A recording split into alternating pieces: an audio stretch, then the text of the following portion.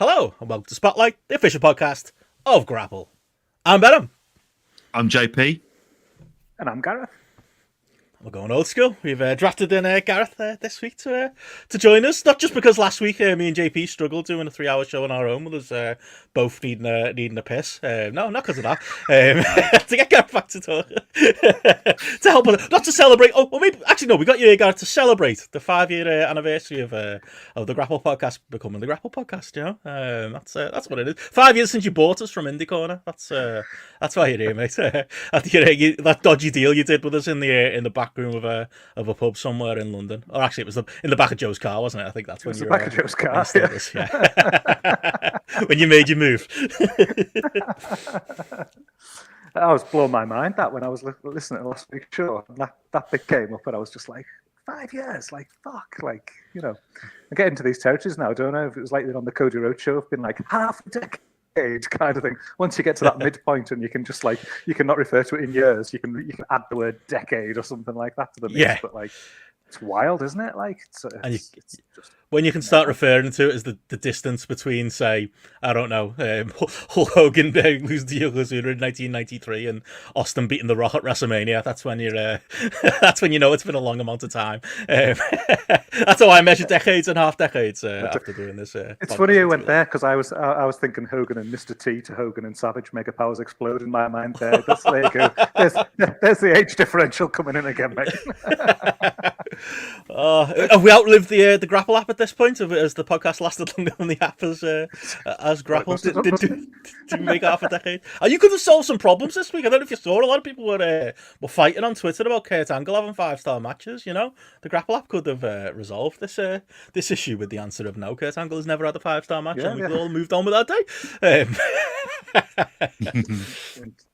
Indeed, it's still there. It's still alive. It's so you can go in there and you can check Kurt's ratings. It's not actually Seen a lot of taken down or anything like that. But you ain't finding any 5 stars. I can tell you that. See a lot of pointing to cage match on that one, JP. We'll start hot. What say you? Kurt Angle ever had a 5-star match? And there's nothing wrong with the fact that he hasn't. he has some very good matches. It's funny because it's been a big conversation on Twitter this week. Yeah. And I waded in because there is definitely a culture change. Like we did observe this week looking at Power Slam in 1995. More plugs for that later. But we were talking about that, weren't we, JP? About the culture of internet arguing, whereas I feel like in the 90s and early 2000s and even in early Twitter, I feel like everybody came armed with an argument they'd already thought of and they'd thought through, and you get these detailed back and forths, whereas now it's just well, I'm team Kurt Angle / team WWE, and you must be one of those AEW fans, so you're wrong. That's about Matty anyway. Back to the subject, but yeah, there's a lot of that picking sides and picking teams, rather than having the nuanced conversation that I could absolutely imagine somebody having on a message board in back in those days that we would cover on Observe This or in the early Twitter days, and coming to a nuanced decision of also still Kurt Angle has never had a 5-star match. I could see, this is the weird thing about this. It was oddly something that I'd never really thought of. Because I think I could say, safe in the knowledge, it's not like that means he's shit. The two things aren't, they're not kind of completely they're not dependent on each other. So it is like a weird kind of thing. Oh, he hasn't had a 5-star match from Meltzer and the rest of it. And you just think, oh my God, it opens up just Pandora's box of people wanting to have a row about pretty much everything. And except these days, we just seem to see Ice Cube's son turn up into the mix. Roll in. Which is just an odder fucking sense. He just seems to be just knocking up in there as if he's I don't know, fucking Yoda in there in between it all. And it's just it's a very odd experience to kind of follow it. I mean, I'd say no, he hasn't had a 5 off the top of my head. There's only one way to resolve it though, as we've seen with all of this stuff. We do have a sacred cow. If that's it, is we need to get ourselves a Kurt Angle mixtape together then, and then we can answer this for all, like we did the questions about Stephen / William Regal. It'd be a fucking great show too. Like, that was the thing with Kurt. Like, Simon says here, don't bring nuance to wrestling discourse. I might just be old and remembering it with rose-tinted, like, glasses, that, like, there was nuance in message board days and it wasn't just all flame wars, he says, as a former member of the ROH message board. But I do feel like there was, like, adult conversation about, like, stuff like this. And, like, it was funny this week seeing a lot of old arguments come out, because, like, it is something I remember. Young kids who were on Twitter now were shocked by it, by people going, well, Kurt Angle wasn't even a technical wrestler. And I said, well, what do you mean he did ankle locks and he worked Chris Benoit? And it's like, yeah. And every other match he ever had was pretty much a spot fest. That was, Kurt Angle was a big move shootout wrestler. He wasn't like rolling around on the mat like Zack Sabre Jr. People remember it that way, and wrestlers talk about him that way, but he was never that. Like, but he was very good at that too. That's the other thing. People get lost in that side of it. Well, therefore he was bad. No, I saw loads of great Kurt Angle matches. He had a formula. His formula was 5 minutes of structure and then 15 minutes of kickouts. But, like, you know, that structure has lived on through, like, the super indie age, and as you know, structure can give you very, very good entertaining matches. All-time character as far as stuff he did in the WWF went as well. Yeah. Had a really good run in TNA with a more serious edge as well. Absolute Hall of Fame wrestler. He can still be all of those things. You know, there's nuance to the conversation. What say you, Gareth? Kurt Angle. Let's slay the sacred cow. It's interesting because you use the word character, and that's exactly what I was just thinking of there. To me, he's a character wrestler. You like, I don't think of him as a technical wrestler, and whether his character is comedy guy or whether his character is like over the top heel, or whether it's like fucking serious ass kicker or something like that. To me, it was more about like he was good at whatever character that he was going to portray, rather than it necessarily been like he's this technical wizard that's going to win the Bryan Danielson Award or anything like that kind of thing. That's just not the way he was viewed, like in my mind. And like, again, I mean, might that surprise you. That's more what I enjoyed about him more, was the character stuff probably than the match stuff. To be honest, when it came to Kurt Angle, I mean, I know we did the Rey Mysterio match, didn't we, recently on a mixed take? I think people were surprised to find that I was just like, yeah, it was fine. It was a match, like kind of thing. I did like that. Everyone seems to love that match kind of thing, but to me, it was a match, like sort of, and that was one that people were picking out from that point of view. But like you say, like I think of memories. I think of high spots. I think of stupid shit that he's doing and stuff like that. You know, that goes along with it. Yeah. Like 100%. It's all that sort of stuff, doing fucking dives off stages and things like that. You know, cages. That's what springs to mind for me. A cowboy hat and drinking milk. Which was great too. It was all good stuff. Every you listen, awesome. Like, you know, I always thought that about the Benoit matches, even at the time. I remember, like, again, we talked, and this really ties into it. Got a plug on us to the Power Slam show we did, OJP, of like me being a young, like a kid / young teenager, kind of knowing what I was watching was supposedly better, and knowing that the bigger boys were telling me that Chris Benoit and Kurt Angle going out and having these technical classics, but not really quite understanding it, like in watching it, what it was that people were seeing in them, and then watching them in later life and going, yeah, they were pretty good matches. You know, they exchanged some German suplexes. That was always a fun spot that they did. You know, they had good chemistry. They did a little bit of mat work, more than Kurt Angle usually did. But they were pretty good matches, you know. If we rated them with Stay's eyes, I don't think they'd pass 4 stars. Like, honestly, that might be sacrilegious. I don't know, JP, but yeah, you know, that's kind of the thing, isn't it? You know, you as we learned on that Power Slam show, I think you become, depending on when you become part of this culture of hardcore fans, there are certain opinions you come indoctrinated with, aren't there? And the certain opinions you're told are the opinion, which is Kurt Angle is this all-time, you know, was immediately good, you know, great technical wrestler. And it's like, well, there's some truth in that, but as you get older, you start to pick apart what part of that is just shit people say and repeat, you know? That's it. We've done a lot of this stuff, and that's why we've sort of like labelled this like an unofficial Sacred Cow series that we've done over the years to kind of discuss. We had this with When Worlds Collide, didn't we? Yeah. When you made do your homework, and it was just basically like, oh yeah, this isn't really the. Yeah, this isn't the. There isn't the bells and whistles. There isn't the bells and whistles lineup that we once thought that it kind of was. But it's like, I think we kind of miss it wrong. Like, what should be who you compare Angle to should just be other headliners in WWE.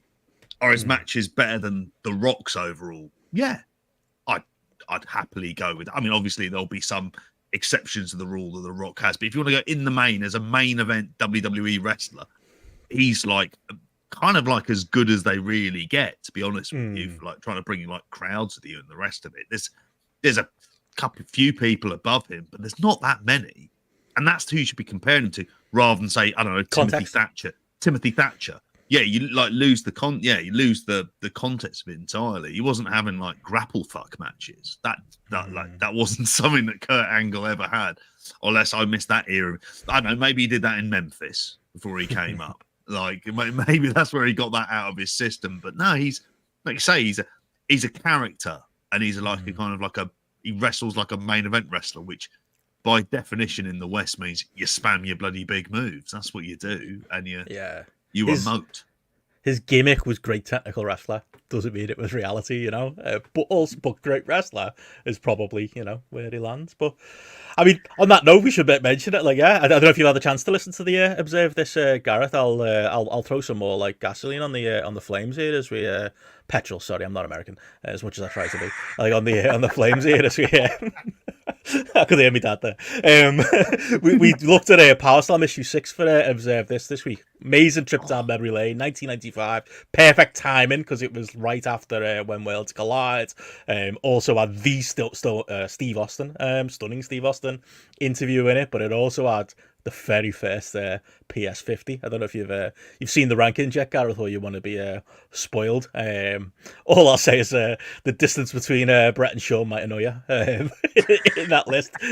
Spoiler: Shawn was number 1, which shocked me, to be honest, because it's a 1994 list. I would have thought it'd be. I probably would have made the argument for Brett being number 1 in that. Benoit was number 2, which was a shocker considering he hadn't quite got to WCW yet, and that was just based on as repping in New Japan and elsewhere. Some interesting names in there. I don't know if you've heard it yet, Gareth.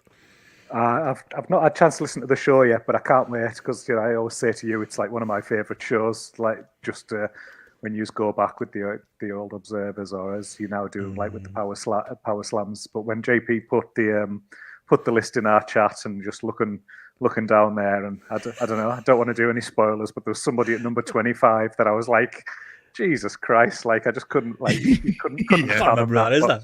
But, go on, spoil it, Fat. The old gigolo Jimmy Del Rey in Paris. We have a chat about that.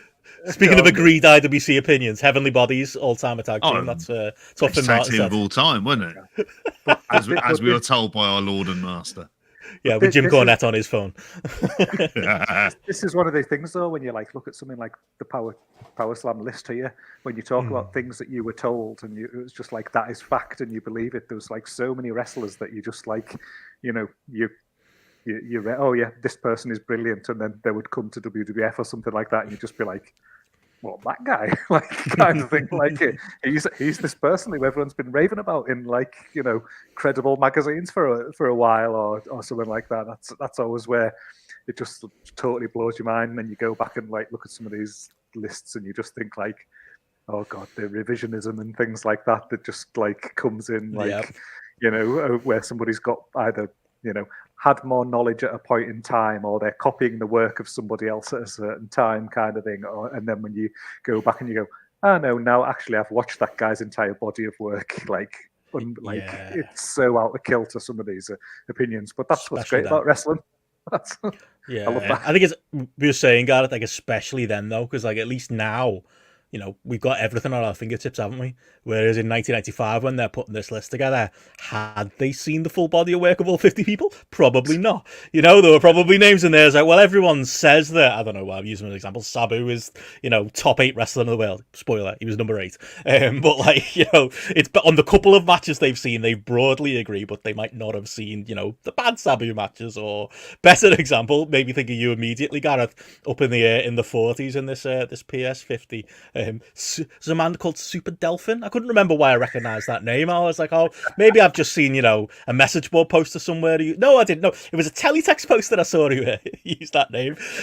Young Gareth possibly used that name on Paramount Text back in the day. Had you ever seen a Super Delphin match when you started using that name? That's what I want to know. Not. Absolutely not. You saw the PS50? That's what that was. It's like, what a great name, what a great look. Like seeing a photo of him in a magazine or something, one time. Like, oh, great name, great look. Yeah, I'm Mystery solved. I don't know if I've ever seen a Super Dolphin match to this day, to be honest. But he's a name you read, wasn't he? He's great. It's like Hayabusa looked amazing on the page. It was like, look at him. He must be the best wrestler in the world, you know? And it was like a lot of that. We're traveling far and wide. Whereas now, like I say, we've still got access to it all, and people are even more wrong, JP. That's just kind of how it goes. But no, it was a cracker trip down memory lane that I look forward to you hearing it, Gareth. But yeah, we had a good time with that, JP, didn't we? And that's not the only thing we've had going on. No. It was absolutely brilliant. Loved doing that as well. But obviously, we've had just before then with the mixtape of "This Is Sting," which is the proper thing to say, not "It's Sting," which as we discussed at length as well. Is that just like that? Just wasn't a fucking thing unless I fucking completely eliminated that from my mind at all. So we had that out recently as well. We've also, as we've had announced in the pre-show, from King of the Mountain, Any Sideburns, is making us eat our greens. Well earned, and we said we'd do it.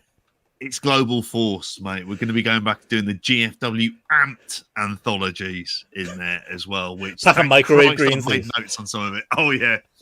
Reheated greens from last year. This wasn't a show that Spurlock eating fucking all that McDonald's for 30 days, isn't it? It's just got like Soylent Greens. That's what they are. Obviously we planned on doing this show probably almost a year ago now with Eddie, and we did do the homework back in the day for it, or at least I'm pretty sure I got to finish the whole Global Force Amped series. And yeah, he's come back full circle, and we're doing it this week as a King of the Mountain show. So yeah, the pain will be on our side, but the show's going to be great, and it's always a laugh track with Eddie. So no, looking forward to. I'm not sure, not looking forward to the homework, but I'm looking forward to doing the show this weekend with him. So yeah, I think this might be the start of a long series. I reckon, JP, like we said, Jeff Tro, or some kind of control. What was it? Forrest Bump, was that the name of the series we were going to do back on the day? Was the one I really liked. Just That's this man who is involved in every major company, professional. I mean, I remember when you try and put it together, you end up with like a spider chart, like out of something. It's always sunny in Philadelphia. Like you just like, where the fuck do you go with this? Because he's been absolutely everywhere in the bloody in the meantime as well. So yes, we've got that, and then we've got Gareth here as well, because we are going to be getting in another fine episode of Retro. And I imagine, Gareth, you're giving us fuck all in the way of clues as to what that's going to involve. Well, I'll give you one clue. Bret Hart's on it. It's on Everton, mate.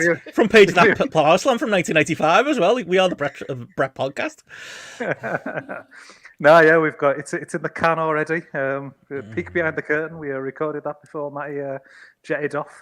So yeah, that one's already in there, and good show. But yeah, no spoilers at this stage. I know Matty's likes to keep it close to his chest on that front.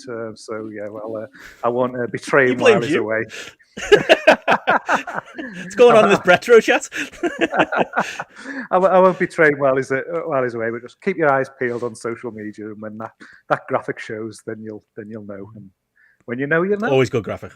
Always a good graphic. Well, yeah, that should drop for patrons possibly this week as early access, and then the rest of the public before the end of the month. So yeah, people can look forward to that. But yeah, on top of that, we'll be doing an anniversary celebration now at GRAPPL before the end of the month too. So plenty going on, plenty in the archives as well. Weekend show, pre-show, which was a great laugh this week. And yeah, all of the stuff. Is that it all, JP? Is that all the all the plugs?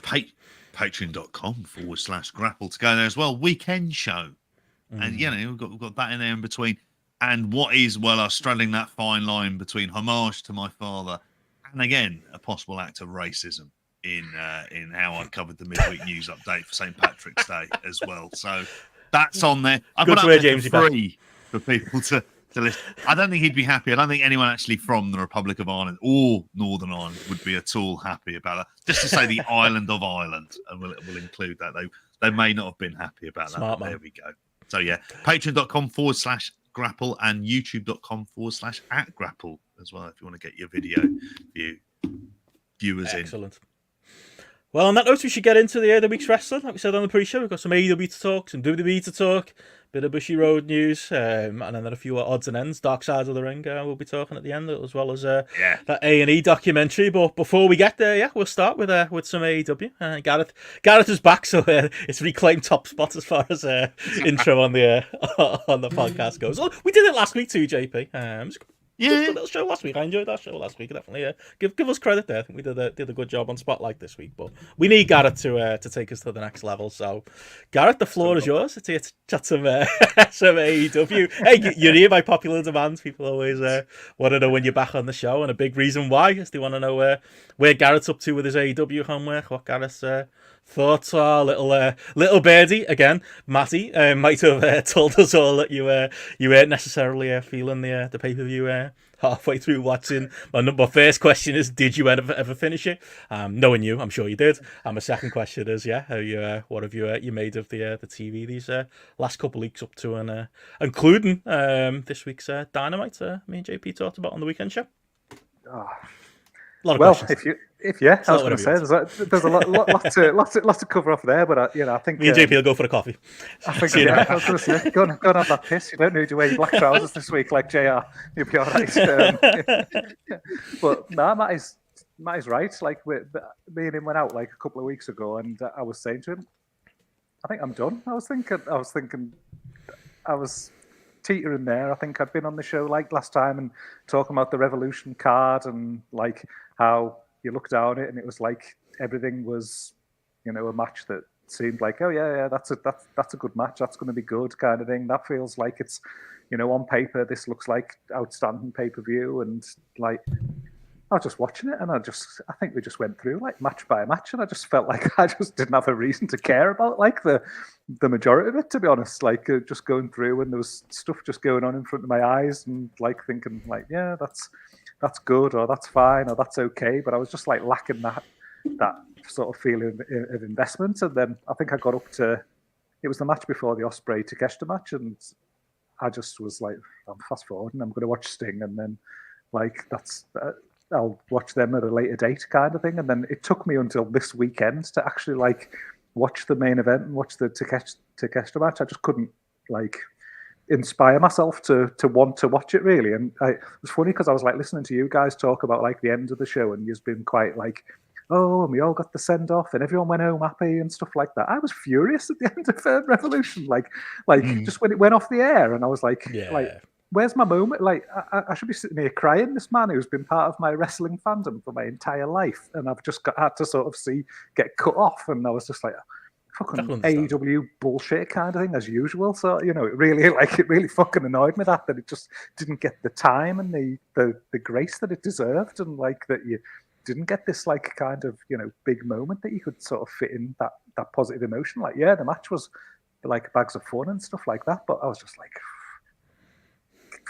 fuck it, that'll do, like kind of thing, because I've been teetering for a bit, and I was like, that's drawn under a line under it for me. I was like, I'm just gonna have a break from AEW for 6 months or something, and then they have the whole Dynamite, isn't it, the week after, and it's you're reading a lot of stuff. Oh, this feels like the Raw after WrestleMania, and like, oh, Okada's here, and like Ospreay and all this, and like a lot of excitement on the Discord and things like that. And I was like, oh, just resist, give it a bit of time kind of thing. Let's see if it actually works out to be any good. But then people have just been like talking so positively about it that I was like, I'm just gonna have to dive in kind of thing, and let's just kind of roll with it. So me in retirement say they don't last very long, do they? So I was Terry Funk. I think it was about 10 days, and then I was like back in, and I've caught up fully this weekend. Rampage and everything, obviously. If I'm in, I'm in, and that kind of thing. So, might be part of the problem, man.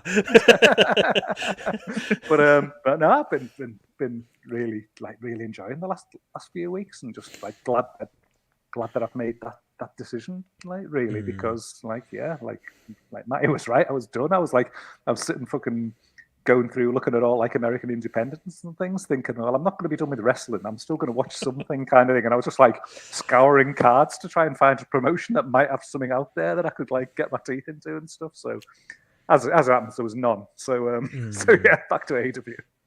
Glad to hear it. We were worried about you because it's like it wasn't.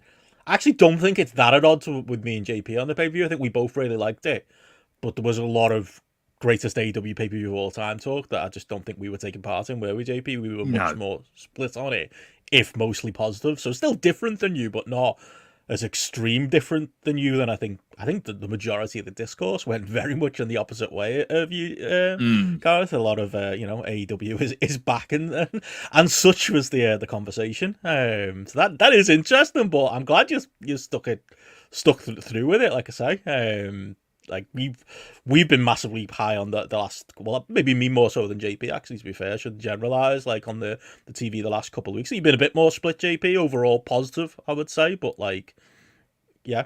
I've enjoyed the directions. I mean, this is the thing I think about this, is it's like, okay, it felt like Revolution at least was like the ending of a cycle, and you've had effectively like 3 like kind of proper, like, you put all your transfers into your first team, haven't you? Yeah, is really what you've done, and that's changed the dynamic of it. And whether that's for good or bad, it means that they're like the kind of the focus of a lot of the attention. So obviously, at time of recording, I'm fully expecting Okada to have a title by, you know, when he faces Eddie Kingston on Dynamite as well. And that's like, you think of the speed for that. We're going to be having an Okada title match, and he hadn't even debuted at the last pay-per-view, and that's the position he'll probably be in at the next pay-per-view. And that really says something.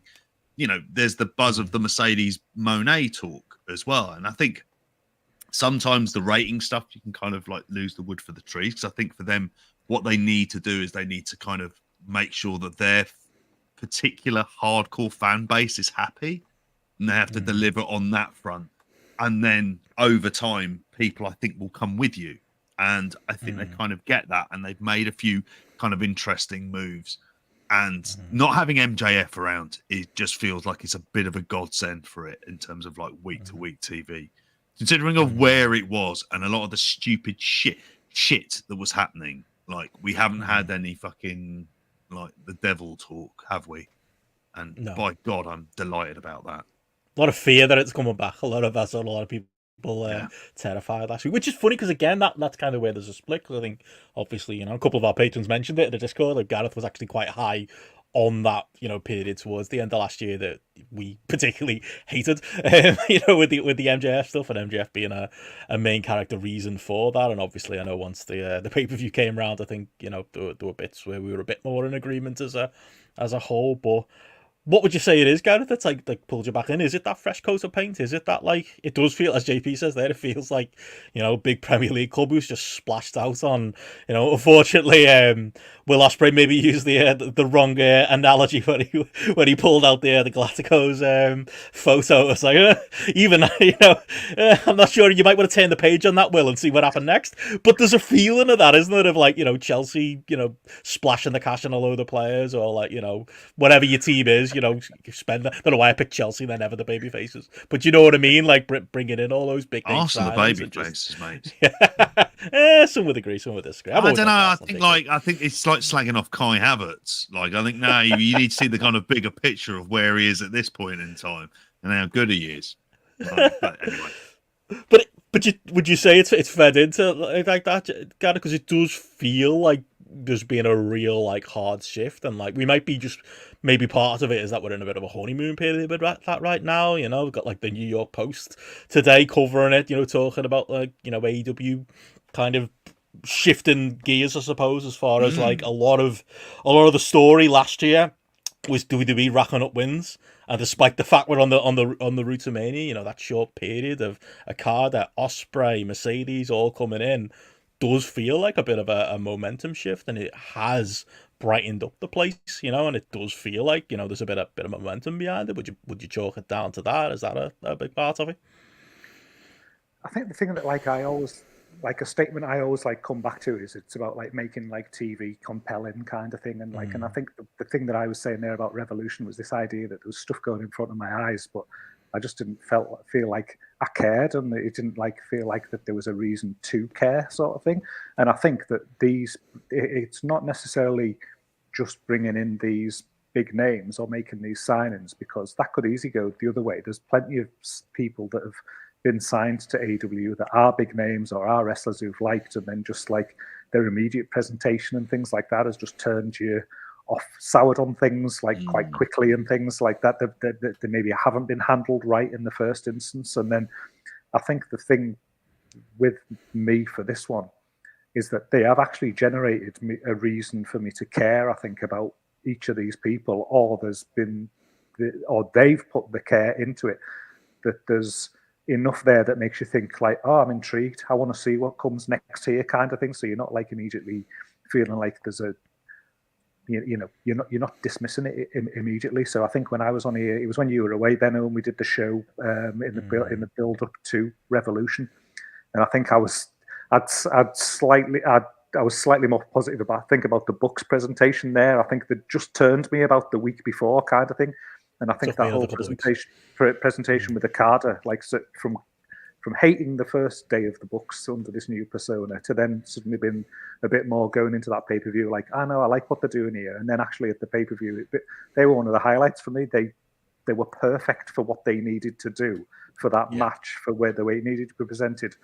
Nobody could have done that better than them in that instance. And I thought the contribution to what that match was fantastic. And then the angle with Okada being paired with them, and the visual presentation that they've had both in ring and some of the backstage stuff that they've done so far, it just feels good. It just feels a bit fresh. It feels like it's added another level and a layer to that might have been quite a short run thing, like the Bucks character, but actually now this feels like, well, actually there as a 3, there's legs in this kind of thing now, and it just feels like they've built a bit more into it there. And I like Okada being presented in that way, because it would have just been so easy to just bring Okada in. Oh, here you go, he's Okada, everybody loves him, New Japan champion, the best wrestler in the world, you know, and gone down that matches. Very easy route and just put him in the ring. Whereas there is that balance, you know, as much as you know, I love good matches. I love nuanced in-ring wrestling and the stories that are told in-ring. There's got to be that balance with the other stuff, especially when it's like a TV product, like week to week, and it feels like it's a good opportunity for Okada to be presented in this way, and I've been enjoying that. And the same applies to Ospreay, because he's just surprised me so much. I think how over he is with the crowd and things. And okay, like, you know, I've heard you guys talk about, you know, English people hearing Ospreay speak like that, and it's going to rub you up the wrong way and things like that. But like, you've just got to step back from that and go, like, no, the crowd are fucking eating this up, and he looks like a presence. He's got, like, the cameras is jumping through that screen, the camera's drawn to him. He looks like a star character, like a top level player. And again, like, you're just thinking, okay, well, we know we can back it up in the ring. If the crowd are getting behind him, if he's getting big reactions, if he's someone who's going to be putting asses on seats and things like that, and people are going to be getting behind in certain instances, again, the presentation of him so far has just been like spot on, and made him look like the right decision for him and the right decision for AEW. And, you know, again, this is us who've talked so much in the past about them bringing in too many people at the same time and signing too many people and not having a plan for them necessarily, them almost just squeezing people into the mix and it fucking over plans that they have in other areas. It feels like there's been a bit more patience and a bit more thought and things like that gone into the booking of this, and assuming they apply the same principle to Mercedes Mone as well, then suddenly you're like, oh, actually, this sets things up nicely for the next, you know, 3 or 4 months to say, where is this going to go? And there is a reason to turn Dynamite or Collision on each week, because you want to see what happens next. And, you know, again, it's you know, shot in the arm for me personally, but there is a visible shot in the arm for the company, I think. Bigger crowds as well as a result. You know, this Toronto show coming up is going to be another big one, you know, off the Mercedes debut last week. Yeah, I agree with everything you're saying there. It's kind of a lot of like the talking points like we've been going through, isn't it, JP? And that, like, it's really like, we love AEW, and a lot of the conversation we've had in the past, we've been critical of AEW. It's been things like this with them not dotting I's and not crossing T's, like almost like we're ungrateful wrestling fans when Okada has been in the past, you know, in like Forbidden Door period, and he just kind of turns up on telly, or Ospreay when he came in and he was just having matches, and it was like, why is Ospreay on Rampage? Why are they not making a bigger deal of this? And the pushback would be from hardcore fans being like, well, don't you want to see Ospreay have this match versus insert whoever? And it's like, well, yes, I do, but I also want to watch a TV show that's like, got a bit of care behind it. It's like, any prestige show that that we did, JP. I always say Sopranos could have had a murder twice a week, and it would have popped certain people, but it wouldn't mean it was good storytelling or it fit the narrative structure or what they were doing. Like, that's the difference here, I think, in bringing in these three. You got to tie them together. These three major characters. Like, I was pessimistic as fuck about Okada coming in and just being another great wrestler number, despite the fact of being Okada. I understand the words that are coming out my mouth, but understand what I'm saying, like, yes, there's a lot of great wrestlers in AEW, but you want to, tell that story with a bit of care and appear like there's forethought. There's all kinds of care and forethought being put into this presentation of them, down to the intro, down to like the entrance, everything about what they're doing. Same with Ospreay, and if anything with Ospreay, he's shot me, like Gareth said, because he's cutting these great promos and he's got this, like we were shocked at Wembley, got this connection to the crowd. That's really working for him too. But his placement in the card, it's not forgotten about, it's thought about each week. What are we doing with Ospreay? How are we keeping the Bryan thing going? We've had like, three different types of segments, week on week to kind of keep interest in that going. So there's been forethought there. And it takes us right to Mercedes, like, and with her coming in. And that was a home run. We'll see what the follow-up is. But so far, the presentation of her, was absolutely, no perfect as well, and was given the gravitas that it deserved. It's like, it's one of those things where it's like AEW can give us good wrestling. Like, Tony Khan could just, as we saw on Rampage this week, or Collision this week, just book two great wrestlers together and they're going to have a great match. Like, we know that. But I also want to be invested in what they're doing. I want to have anticipation for what they're doing. I want to follow along the story in a way that feels rewarding as a reviewer, as a viewer. And that's what they're doing here. They're nailing, as Gareth said there, JP, they're nailing it with these three new parts of the product and the presentation. There's been there's been some thought and there's been some care, rather than this person's available, let's sign them. What are we gonna do? We're just gonna put them on telly, and then it becomes very clear, as we've seen with people who we thought, well, there's the potential to do good things with them, whether it be an Andrade or a Keith Lee, and then very, very quickly you're like, oh, they're there, but they're kind of not there, and then they don't. And like Miro would always come up as like possibly like the, this kind of big person for it. But it feels now here, it's like, okay, there's been three like kind of new signings, each of which are given thought. And because there's such depth, particularly on the men's side, you can have the idea, like if you went to like, you don't ever really want to see Okada Ospreay for like a year. Like that's the kind of match. It's been done so many times before, but they've got so much depth that effectively it looks like we're giving Okada a title, and effectively there's like a bit of a division that's going to go on there. And Ospreay will eventually will end up in the world title. So like after he goes through Danielson, but you can keep them away from each other, which says a lot about the depth. When it comes to Mercedes Mone, there's still this bit of fear I have because it's the women's division, and it's like, okay, well, how do you get them to generate heat around a division that hasn't really had any heat around it? I mean, I'm thinking of some of the Britt Baker days and Britt Baker Thunder Rosa, but then how big was that really? I mean, that feels like that feels like the kind of like the best sort of moments around the women's division kind of involved them, or like, some parts of the Hikaru Shida reign as well. But this is the signing you want to kickstart that as a new division. So I'm a bit more circumspect on where that goes.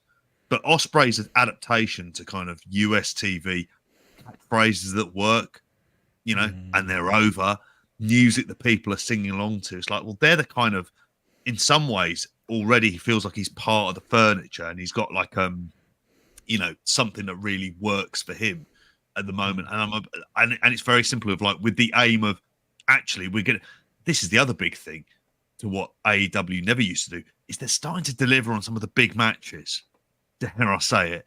Feels like we're actually fucking getting them. This is a point we raised like a few weeks ago. It's like, oh, thank God we're getting to that stage. We're not being made to kind of hang on for ages for these. But it's a sensible direction. It's like they're using these excellent wrestlers in decent ways, and they kind of have to, because they haven't got the machine of WWE behind them in order to do it. So it is a game of niches, and so I wouldn't look at ratings to immediately like go up there. But I think attendance, when they look at like actually there's some good stuff on TV and there's wrestlers on there who feel like big stars, I think you're going to start to see that pick up. Certainly for bigger shows. And to be honest, it's probably, it feels almost like that's the first step that's more important maybe than the TV immediately, just like doing that growth, because obviously they've got that stability with the TV audience. You pretty much know 1 week to the next, give or take, like, 30,000 people or something like that. You can pretty much predict what the rating's going to be like week in, week out. But I think one of the things that was notable as well in the last couple of weeks is obviously with the good crowd for the Sting farewell, with the good crowd in Boston and things like that. Matty obviously makes the joke, doesn't he, about like, hearing people ordering a beer and things like that. But it was notable to me, the crowd in both of those shows. Like, it just made the product that you're watching on your screen just feel elevated a bit more. It felt it just felt stronger. The crowd was louder. The crowd was into stuff that helped to make people feel like bigger stars, or the moment feel like bigger moments and things like that. And I think off the back of, obviously, we had just done the Cody Rhodes Patreon show as well, where we were suddenly consuming a product there that was going back to day dot when the crowds were like that all the time and they were absolutely hot and rabid. And that was probably the biggest like thing that I felt when we did that Cody deep cut, was just feeling the crowd and just being like, God, this has been missing. This is missing as well, really. The crowd were into this. They cared so much. Everyone felt like a star because they were going nuts for them. If this can translate to then suddenly they're selling 2,000-3,000 more tickets to their live shows, and then the crowds are just a bit hotter, and then it makes the TV feel a bit better. And then the on-screen product's actually better as well, because it's booked better, planned better, there's bigger stars, fresh names and things like that as well. Then, one of the things I used to say about New Japan when I obviously was on irregular was this idea of it being almost like this jigsaw puzzle, and it been like you take a one piece, take away a piece, take away a piece, and suddenly, oh fuck, like what have we got there? And it's, to me, it feels like it's almost the start of putting these pieces back in place to hopefully create that like bigger picture that is then, oh, AEW is hot, oh, like, I am going to tune in. I'm going to watch. Suddenly, the TV ratings are going up rather than down or stagnant and things like that. And you can generate that bit of buzz about it. But I'd caveat with that with, I had my fingers burned with AEW quite a lot over the last 5 years. This is 2-3 weeks, is it? Like that we're talking about here, and we can often get very excited about something that's, been done well in AEW for 1 week or 2 weeks as well. The proof, for me, is going to be, are we sitting here having this same conversation in 3 months' time, 4 months' time? Because if we, like, arguably this is now the most important 6 months in the history of AEW, like the company, because if you've got a roster that's got Okada, that's got Danielson, that's got Ospreay, that's got Omega, that's, I could sit here and fucking keep listing names. If you do that and you're not selling more tickets and your TV product's not good and your ratings aren't good, then you're fucked. What left is there? Who else are you going to sign? Nobody.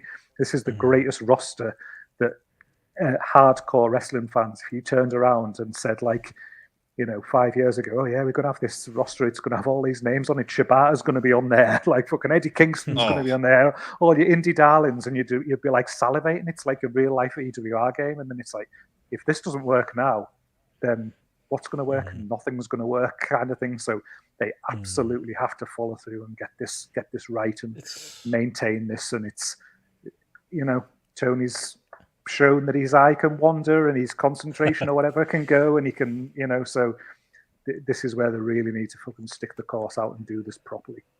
It's a long game, I would say, and it's kind of, again, it'll be different to the last year, but I think, they put that work in. I think over the last few months, it's been slow and steady. It's not, it's, what Samoa Joe, is he ideally your AEW world champion? No, but for the circumstance, he was perfect, and it helped us reset the palette and just start afresh. They put the work into Hangman, they put the work into Swerve. Gone off the boil a little bit recently, and I'd like to see them heat that back up again. But broadly speaking, they put that work in, got to Revolution, and again, maybe we disagree a little bit there on, the strength of the pay-per-view, but broadly speaking, well-received pay-per-view, And it was like, okay, that element of us done. And how many times do we do those pay-per-view reviews, JP, where at the end of it we go, it was great, let's see what the follow-up is.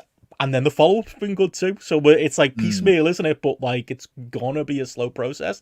For me, this is the strongest. I named a YouTube clickbait thumbnail this week, is the feeling back. I know that's become like a catchphrase and a bit of a joke, but like, it's the most the feeling has felt like it's come back since, the Punk stuff, since all that happened, and AEW was not really recovered since Wembley. It's felt like much lesser than WWE and much less, just broadly exciting, and just generally just felt like it's a bit of a flat promotion that was limping on, and they've had to put, and obviously we had that period at the end of the year, but they've had to put that work in to get back to here, and it's taken a cast of characters to get us back there for AEW to feel like the true alternative to WWE that it maybe felt like a while back. But yeah, I can't say it any stronger. Like, I think they've had patience, and like Gareth said with Tony Khan's more than an eye, you never know if they're going to keep that patience going. But the other point I was going to make, JP, is that like, I think they've got to, because we're in a really important point, in AEW, not just from that creative point of view, but like, there's a reason, they're throwing all kinds of silly money at, Mercedes. It's, allegedly, we're getting different reports, but PW Insider's kind of the latest one. We're talking 8 figures with Mercedes, to jump to a news story we had a little bit later on, but I think it's relevant to the conversation. Linking back to that, Premier League teams splashing the cash. Tony Khan is splashing the cash for a good reason too. One, he doesn't want to, feel like he probably felt booking AEW towards the end of last year, where they were getting pelters from all kinds of directions. But two, TV deals. There's stuff going on right now with Bellator. Is there not, JP? You can fill us in on that, and as far as them, and where they're landing for their shows and stuff. Like, this feels like Tony Khan will no sell it and say on conference calls about how it's in the bag and it's going to be the biggest business year for AEW ever. But he's clearly like spending the money now of all times for a reason, and I think that is very much going to be the reason.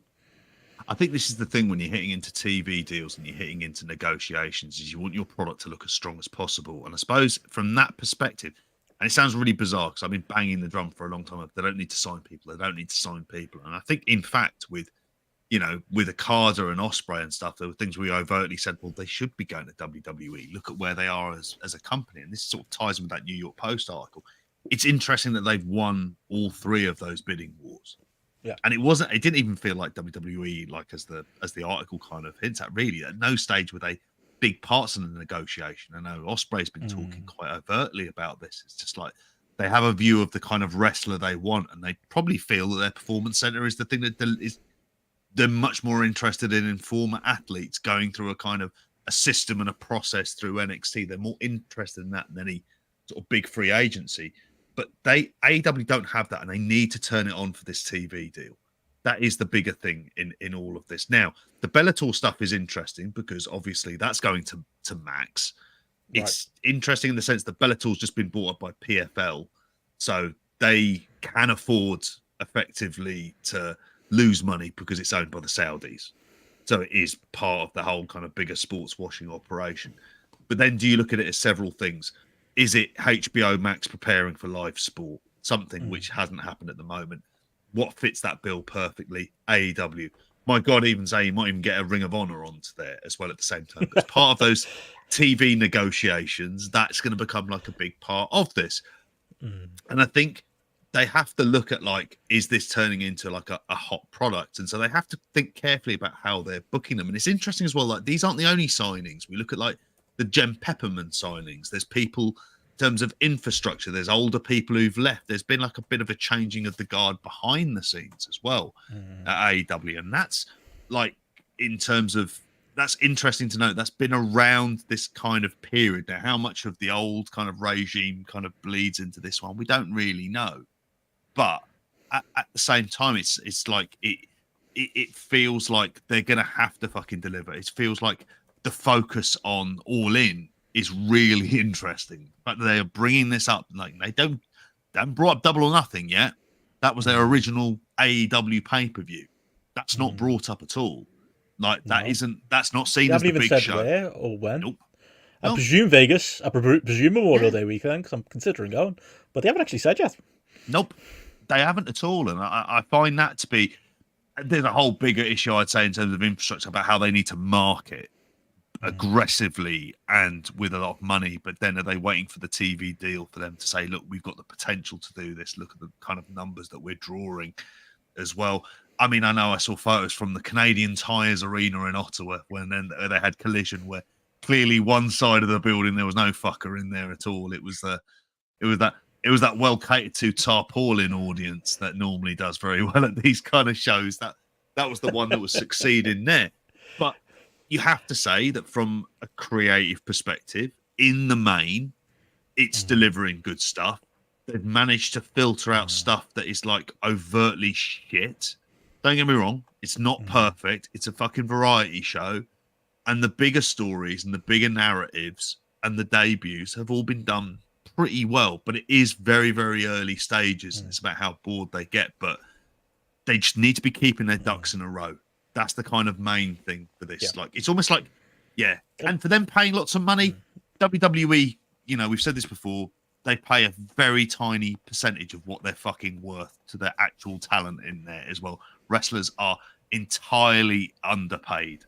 So, yeah, and Will mentions there the entire Bellator archive is going to Max there as well at the same time. That could be AEW. And this is where I worry, though, is where you're talking about wrestlers being underpaid and things like that. Obviously, Tony's got these three that he's like hired now on big deals and things.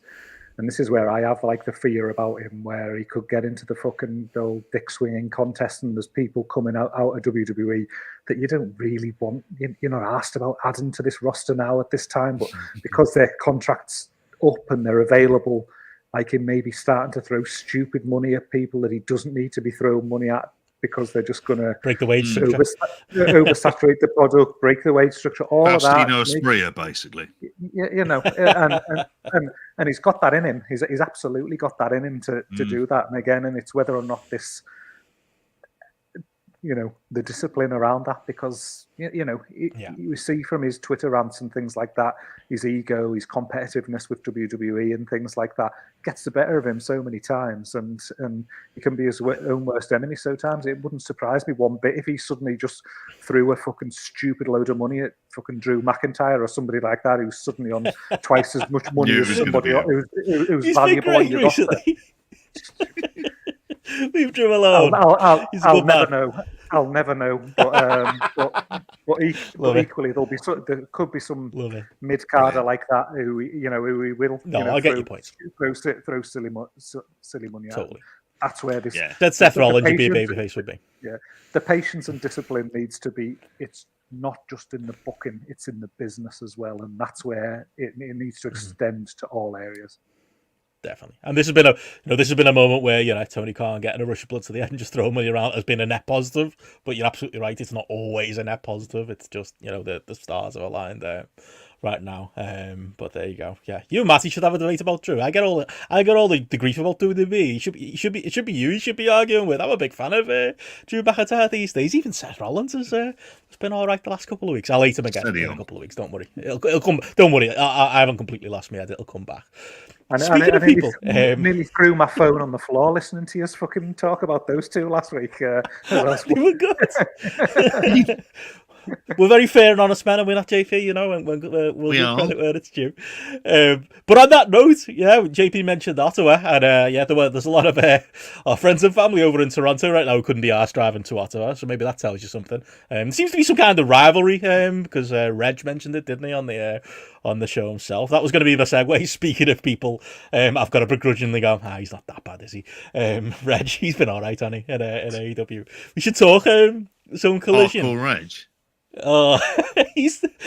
You know what? Again, call it. It happened with Christie, and it's not happening to that degree. I'm not accepting defeat yet. It's like it's like Gareth and Drew, but he's actually been alright. And as far as they haven't shoved him down my throat. He's been around, but not around too much. He's been on the show, but hasn't kind of, outstayed his welcome. They almost recognise where he is, which is that he's a bit of a B+ wrestler, and he's not a mega draw, but you can use him in certain spots, like Toronto this week, and he can, he can be valuable. He can be a valuable bench player, can't he? Using the footy analogy, and a bit older, bring him on, at the 60th minute, and he can do a job for you. That's basically what he did on Collision this week, didn't he? I've softened a little bit on Reg, but I know you're in the same boat, Gareth. Was Collision this week the reason we got you back? There was a lot of debate about that on the on the Discord. This felt like if Dynamite is like, I don't know, pulling it from like a big star point of view, Collision this week felt like one for the sickos. Like there was a couple of matches on there that felt right out of the Gareth playbook. I described it as like, it felt like a bit like, this analogy won't be perfect for use, but like ROH would have like, they do a Detroit show and it'd be like not quite as high level as like a New York or a Chicago show, but it'd be a really solid B+ indie show. Like that's what the Collision feels like at the minute. It's like a few matches, like, we're going to do 400,000 anyway. In fact, this week, 392,000, a little bit below. It's going to do what it's going to do. The people who are going to watch it are going to be people who watch it. Why not reward them with some fun matches? And like this week was like, literally, it was like watching ROH, or when it was good for the short period, Evolve or something. I expect you enjoyed it this week, Gareth, but you might surprise me. Nah, I'm not going to surprise you at all. It was just mad, just like watching it, because I had no idea. I didn't know. I don't know. Maybe I just hadn't kind of like registered. But obviously, Bryan Danielson came out, and it was like, oh, who was he facing? And then like Shibata's music hit, or like fast pace, and I was like, fuck. I was like, this is why AEW needs to exist. This is why it needs to survive. It's like, you've just got Danielson against Shibata. It's just happening on a Saturday night here. And it was just like, oh, yes, kind of thing. Like let's fucking sit down and enjoy this. And like, fucking, again, wrestling history for the last 20 years, you ain't getting that, like, just sort of popping out on your TV, are you? And, you just, like, talk about something to just get you into a program just from the off. Like, this is where you talk about these like dream match factory and kind of like just putting these matches on that people want to see, and people are sort of salivating to see that they've maybe not had in the past. And Danielson's had a few recently where they've been a bit like, that's been all right, but fucking hell, I fully enjoyed this. And that whole like, just, I don't know, just that whole kind of like mirror image of this match of them just, doing, similar moves to each other, like that whole sort of back and forward, the sort of like tit for tat nature of it, like working different body parts and stuff out. Again, just like I'm watching TV wrestling here and I'm fucking absorbed in the actual story that they're telling within the match. And then you go on like Twitter, like in the week, and you see these fucking WWE clowns just clipping that image that sits behind JP's head there and not taking in the whole context of like the match and everything that's gone around it and everything like that, and just. Oh no, it stays there. But again, it just fucking brilliant. And like I say, it's almost that, to me, it's that punctuation point of, this is why AEW needs to exist, because as wrestling fans, this is what they're going to give you. Yeah, and it has its place, doesn't it? I think it's like, we will talk about the business of the business and talk about, what they need to do to get numbers up, and a lot of the things they're doing on Dynamite right now seem to be the right things. But then AEW, to be what it is, has to have a place for stuff like this to unbelievably save the wrestling fans who enjoy wrestling. And I wouldn't argue for a card like this Collision card to be like next week's Dynamite, because there's a ceiling to it, especially when it's just Danielson versus Shibata, which is a dream match for those who know, but isn't for those who don't. But good thing is we've got AEW who can just book things for those who know, and you can do it on a Collision like this. And yeah, I've got some more thoughts on Bryan in general in a bit, and where he kind of stands in the AEW world. But you've got a picture behind you, JP. Bet you loved this as well. It was proper, like, Danielson didn't hold back either. You know, there was a lot of, like, Shibata sneakily taking a lot of gnarly bumps in this one, and some hard strikes as well from a man who knows in Danielson. It was a weird show this week, because on top of it being like a super indie, it was like, as they pointed out, Danielson, Shibata, Reg, Kyle O'Reilly, like just a laundry list of people who you didn't think would do this again. And yeah, try telling 5 years ago, JP, that this match was going to take place. That's the crazy thing, isn't it? Particularly after Katsuyori Shibata had his brain removed for shits and giggles, apparently. Like, the idea that here he would be having a match in AEW. I mean, I don't want to say that this match kind of, like, I would say it made me cross, but you look at Shibata and AEW, and we're going to talk about New Japan later on, and I just went, he should be their fucking champion, frankly, given how he is. I know they won't even use him, like, for their reasons. But clearly, he doesn't give a fuck. Like, there's stuff that they're able to do, these two, because they're good enough. But it's how they brought the crowd with them. And Shibata is still a treat. But it's just the fact that this match existed was just nuts. Because I'd kind of forgotten that Collision was on the Sunday. And I was like, oh, okay. So I put this on. I was just like, fucking hellfire. Like, what a match just to start off with. And it felt like, because they knew that the crowd wasn't the biggest crowd they were going to do. They were just going to go all out with this match at the beginning, and the crowd completely responded to it as well. And it was shit-kicking style, but that's that part of me going, Shibata should be in New Japan. He should be their fucking guy. He should be. It feels like it would be prime for him to go in there and completely take over. But it's the stuff like that AEW should exist to offer, is these types of matches. That's part of its USP. It's part of the reason it needs to exist. And thank God it does, just to deliver on this, because you're not getting matches like this on WWE TV. No. I know Gareth watched all of Smackdown. I'm assuming there wasn't anything remotely close to this on Smackdown. We'll get to that. Open a segment maybe in a different way. Like, as well as though, I would say, like, you know, I push back a little bit on that, and that, like, I like Shibata in this environment because he can have, like, these matches. As much as he pushed himself, it's still overall safe. And again, this is a 4-star match, whereas in their primes it'd be a 5-star match. You know, I think there's still a limit to what Shibata is, you know, in these days. So I almost think, like, they've gotten that right with him. Obviously, he's been away, hasn't he, because of visa issues or something for the last while. But, like, as, like, this kind of bit part character they can roll out for stuff like this, it kind of works, doesn't it? I don't want to see him join the Blackpool Combat Club. That's like my one of my many worst nightmares. Where's Wheeler Utah? I don't know. Injured, I'm guessing. Still, but there we go. I don't want to see him wearing sunglasses either. Like, yeah, true. There's a balance. See him beating the shit out of lads. That's probably where I stand. I was thinking, compared to the shower of shit that New Japan is at the moment, God, like, fuck me, like, this fella should be all over it. Any more thoughts on that, Gareth, or other stuff on the show? I imagine Daniel Garcia, Lee Moriarty was one of yours as well on here. Maybe on a lower end, but it was just full of matches like that, wasn't it? Claudio and Lance Archer on there as well. Obviously, Pac Aaron Solo wasn't as good as what Pac Commander could have been. You know, there was just a lot of just back and forth, like I say, super indie type matches on this show. To have at it, Gareth, whatever you want to go to next.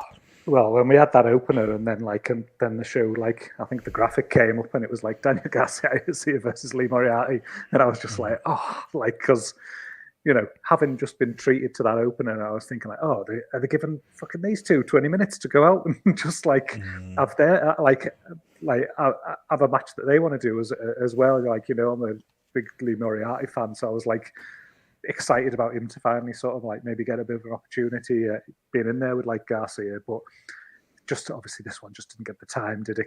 Like, really. So this was, to be honest, this was a bit of a disappointment for me, because I was open to get more of it. I was open to, like, get more time. I was open to see them be able to just sort of, like, do a bit more, like, stuff between them, but it was like a 5-minute match or something like that, you know. But probably in my head, I'm thinking, like, oh, great, let's give Garcia and Moriarty 40 minutes here now. To you know what it was? It was very like Smackdown, because it was like The Rock coming out and doing that opening promo, and then LA Knight having to do a promo 20 minutes later. That's what it was like. It was the wrestling equivalent of that one.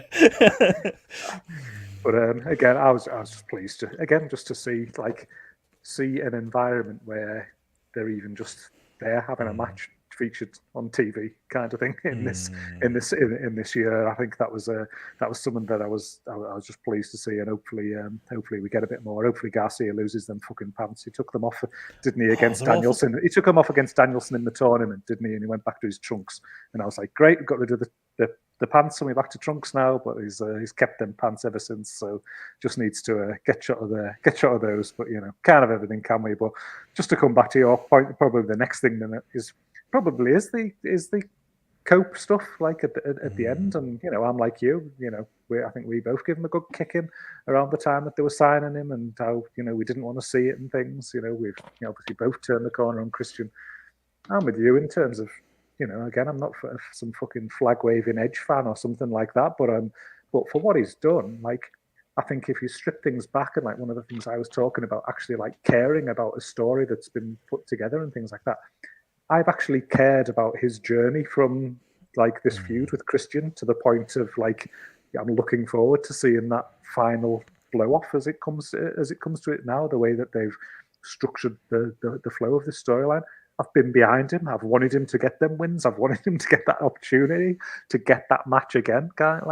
At the end of the day, that's all you can hope for in wrestling, isn't it? If people are putting together whoever the moving parts are, if they're putting a story together that you actually invested and like caring about the end game of what they're putting together, then that's all you can hope for. And I do care. I am looking forward to that match. I am looking forward to seeing how they go about, like, what's the finish going to be and stuff like that, thinking about it. So it's definitely worked. And he's been good because he hasn't been overblown and overbloated. The stuff when he came back in WWE where he was trying to be an actor and things like that too much, and he was trying to be, he's trying to appeal to wrestling fans almost in a lot of different ways, but not quite having the chops to do it and things in certain ways. I just even like the fact that he's put on a couple of stone and just bulked up here, and he actually like looks like a wrestler. And like when he's stood there holding that bat, he looks like a threat. He looks like somebody who could actually kick your ass. Whereas in WWE, like when he came back, he just looks like some skinny old bloke down the bookies or something like that, didn't he? Who just like you wouldn't look twice at it. He actually looks like more of a star as well. So in his own personal presentation, is a lot better. He scared me when he yeah, he scared me when he pulled out that stool. I've got to say, I was like, oh no, here comes the spotlight. Even the bat was a bit WWE for me, a little bit. They're a bit like I guess a bit TNA as well with the Janice reference, which kind of maybe won me back just that little bit, JP. But overall, I thought it was a great way to kind of go home and do something different on a show, because I was worried before that, because I was convinced and I guess it was that Infantry versus House of Black match was I'm gonna go there next. JP, what was that? Like, what on paper? Oh, okay, yeah, we want to do like an underdog win. Fair enough, but fuck me, they didn't have the material for as long as that went. Like, they proper dragged that out. It was so. I've said a load of positives about AEW, but it was so unearned as far as like, is there a story that House of Black have been too cocky in the past? Like, where's this come from? And then, like, again, and this seems to be like a thing they go back to with Sean Dean, like a Sean Dean and Charlie Bravo or whatever his name is. Is that the one? Are they the ones who you want to give this moment to? Because based on their performance in the match, they're not exactly going to capitalise on it either, are they, in the tournament? It was a shining red flag of, one, where's Tommy Bell? Wonder why he's not in this one when House of Black are losing. And two, the state of this tag division. He dodged that one, didn't he? He made sure of that. But fuck me, like, this tag tournament I was quite excited for, but this didn't really necessarily help my excitement. Yeah, it did make me worried about this, because it was just like, because you had them come out and interrupt FTR, and then they were in this tournament, but they weren't again. This was so I was thinking to myself, are they going to win? Are we going to get another weird Sean Dean fluke win that happens every once in a while because he's basically part of the office? Don't get me wrong, he seems like a lovely bloke, but I don't know if that's good enough reasons to go with them in this tournament. It's not a lovely blokes tournament. It's meant to be for the fucking best tag team in the world, isn't it? Who, as we've established, historically could be really a couple of cunts at the end of the day. But for this, I didn't know what I just didn't know what this was. And I know people kind of went on the slip off the top rope, which I actually thought he recovered really well from, considering. I thought, went in there, delivered a suplex afterwards, and you make the best with what you've got then at that stage. But I didn't understand the point of this, and I thought, are they going fucking home on this? Are they giving it 20 minutes from the time it was there? Because I had completely forgotten about Adam Cope being on the show and the rest of it. Yeah, I haven't got high hopes for the World Tag Team Tournament. I just assume it's going to the Bucks and FTR in the end. That seems to be like the logical direction of where you want to do these things, but I'm not exactly like massively ecstatic about the direction of the tag team division. And the House of Black. And the House of Black. Do you know what? There's just a part of me that says you cut bait. If Malachi Black's not putting anyone over, just fucking get rid. You won't miss him. We will forget he's there very, very quickly. Keep Julia Hart. Keep Brody King. Fuck the other two lads off. Really wouldn't make a blind bit of notice on it. Brody King has something, but as a singles wrestler, it just feels like he's completely wasted in this environment. He's not even part of what is, meant to be the proper version of this tag team with Malachi Black that he is in PWG. Just like a waste of time. I've noticed that as well. Yeah, that when I do lean forward, sorry to go into Simon's comment there in the chat, it does look like I'm a priest there. Done very deliberately there. Well done. Yeah, I'm with you. I think that it says everything again. That we beat them over the head with the trios belts, but like even having like the Acclaimed and the Guns in this to make up the numbers would have been better. But of course, they're doing trios duty, so they never had the depth for that division, and it's being born on screen. Isn't that? I wonder if that story we've got gonna throw somewhere near the end on the Motor City Machine Guns being free agents. I wonder whether they might be tempted to pick them up. But the tag division needs depth. Grizzle young vets. Doesn't have maybe. That wouldn't be. So Subculture apparently free agents as well. That's another one that's apparently at odds as well. But on that note, anything else from Collision you want to mention, Gareth? Kyle O'Reilly came back. JP, Kyle O'Reilly and your boy Brian Keith. Personal favourite against a fellow countryman. Water is wet, the sky is blue, and Brian Keith at a match on AEW television. You're a Brian Keith fan, Gareth? The omnipresent. He's strikes me as one of yours. To be fair, like you get a fucking belt as well. Sorry, his trousers keeping. Are they falling down or what? He's permanently adjusted.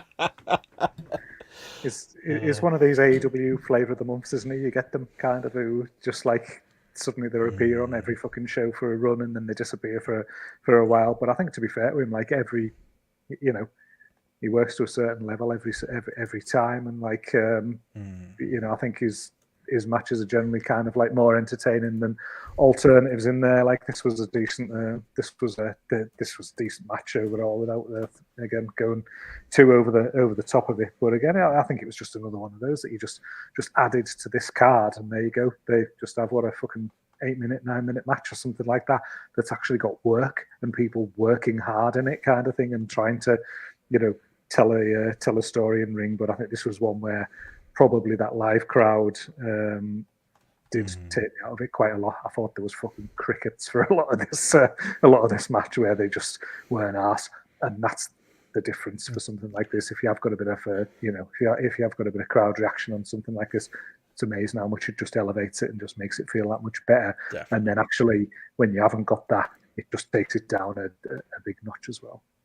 That's the kind of good and bad of Collision, because we said it last week, they'll throw a Shane Taylor out there and it's like, I don't know if you've done the work to let him have a 15-minute segment here, you know what I mean? It's like he's just to the crowd, he doesn't have like that money, that investment from their side. But that was a lower attendance, but we've got a bigger attendance coming up with Dynamite in Toronto on Wednesday night. Double feature, JP, something we've long argued for. Dynamite followed by Collision. So once Dynamite, we're still the clocks haven't changed. Yes. Sorry, Rampage. Sorry, there's no Collision this week. I mean to say Rampage. Something we've been arguing for a while, and it's happening as well. While the clocks are a little bit weird, so it's going to be a midnight Dynamite followed by a 2 a.m. Rampage, practically an early night. Not on Wednesday. But I would say that for me, when Dynamite's good, there's loads of times I'm watching it live. I'm like, I'd take a little bit more here. Optional, I wouldn't want it to be a 3-hour Dynamite, but if it was an optional extra hour of a different show, like I'd enjoy this long term if this kind of hot product continues on. But yeah, as far as the lineup goes for Dynamite, well, yeah, of course we know we got Christian and Adam Copeland taking place. That presumably will be the main event, and that's what sold the 6,000 plus tickets this week. Chris Jericho versus Hook, I doubt has sold any of those tickets, but that's a thing also. As we said on the weekend show, really odd timing. Okada and Eddie Kingston. Speaking of being patient, I would have just assumed that was the pay-per-view match. I'm actually more confused thinking it through, because Eddie Kingston's going to be presumably splitting up the Triple Crown and dropping the ROH belt as well to Mark Briscoe maybe at Supercard of Honor. But wouldn't you have done that first? Bit odd, that one. I don't know if we've... According to the preview here, it says that in addition to the AEW gold being on the line, the Ring of Honor World Championship and Strong Openweight Championship will also be on the line. No, that's not right. They didn't say that on the TV. No, that's Essie Scoops. I think maybe making a mistake. No, I think that's the weird thing about it. It is literally advertised as the. When have they ever made mistakes, mate? Come on. Cracking on your lads, though. Big fan. But yeah, it is. It's weird. But like I say, I would have thought that they'd do it the other way around. You know, it's going to be pretty obvious what they're trying to do, which is take the belts off Eddie. But surprised they didn't wait for the pay-per-view. Maybe a reason will come out. And then on top of that, yeah, Tony Storm and Mariah May against Deonna Purrazzo and Thunder Rosa. And speaking of follow-up, which is something they've been guilty of not doing, we're going to get an in-ring segment with Mercedes Mone. Sounds like an A-show, lads, in front of a presumably hot Toronto crowd as well. Yeah, sounds like good stuff. 100%. Like, it's, you know, again, you're just sort of like following on from, you know, what we've just been talking about there. If this then goes and knocks it out of the park, and like, why wouldn't, you know, the Eddie Kingston Okada match knock it out of the park for what that needs to be in front of like a hot crowd? You'd have to assume, you know, you'd assume that Christian and Adam Copeland, you know, they're going to put so much thought into this and things like that, that, you know, whatever they do, okay, it's not going to be 5-star classic, but it's going to be it's going to be an entertaining match built for the live crowd with a, you know, a good ending, you know, a good finish worked into it as well. You know, again, it's just a couple of things there that are just going to come across as, you know, quite hot, just to maintain that level. If you then like throw in, you know, like other, you know, segments in the mix, getting the other, you know, stars involved and things like that from late as well. It's just gears up to just been like a good hot show to be really positive about. And I just hope that the Eddie Kingston stuff, again, you don't want to get too carried away with their good thought process and good booking. I hope this is just going some way towards realigning what the fuck they want out of their belts and things like that going forward as well, because clearly, you know, again, we don't need to go into it now, but it's something that we've all talked about plenty about, being a fucking mess and like having this like array of belts, and, you know, what does it mean for the tournament going forward, you know, if it becomes an annual thing and stuff, if there's a championship involved. There's a lot of fucking things that they just need to clean up there as well, really. So this feels like a good opportunity to start doing that. It's killed the rankings before they got started. That's something I said it this week. I think everyone's noticing at their own pace. The rankings are gone, lads. They don't exist anymore. Yeah. Like there should be 20 YouTube videos out this. Tony Khan killed his rankings already. I think he just realised it was too hard. I think it literally just hit that too hard to do kind of pile and hasn't bothered. And part of that is the belts, I think. Unless, you know, maybe I'm dating myself and on Dynamite he updates us all, but it's been a few weeks now where they've not even been referenced, have they? And they were part of that feeling coming back really for me. It was like, okay, bit of order. Tony Khan's got a Tony Khan, isn't he? Unfortunately. Yeah. And you've hit the nail on the head. It's order, isn't it? That's what the ratings. That's what the rankings provide. Even if it was kayfabe. Yeah.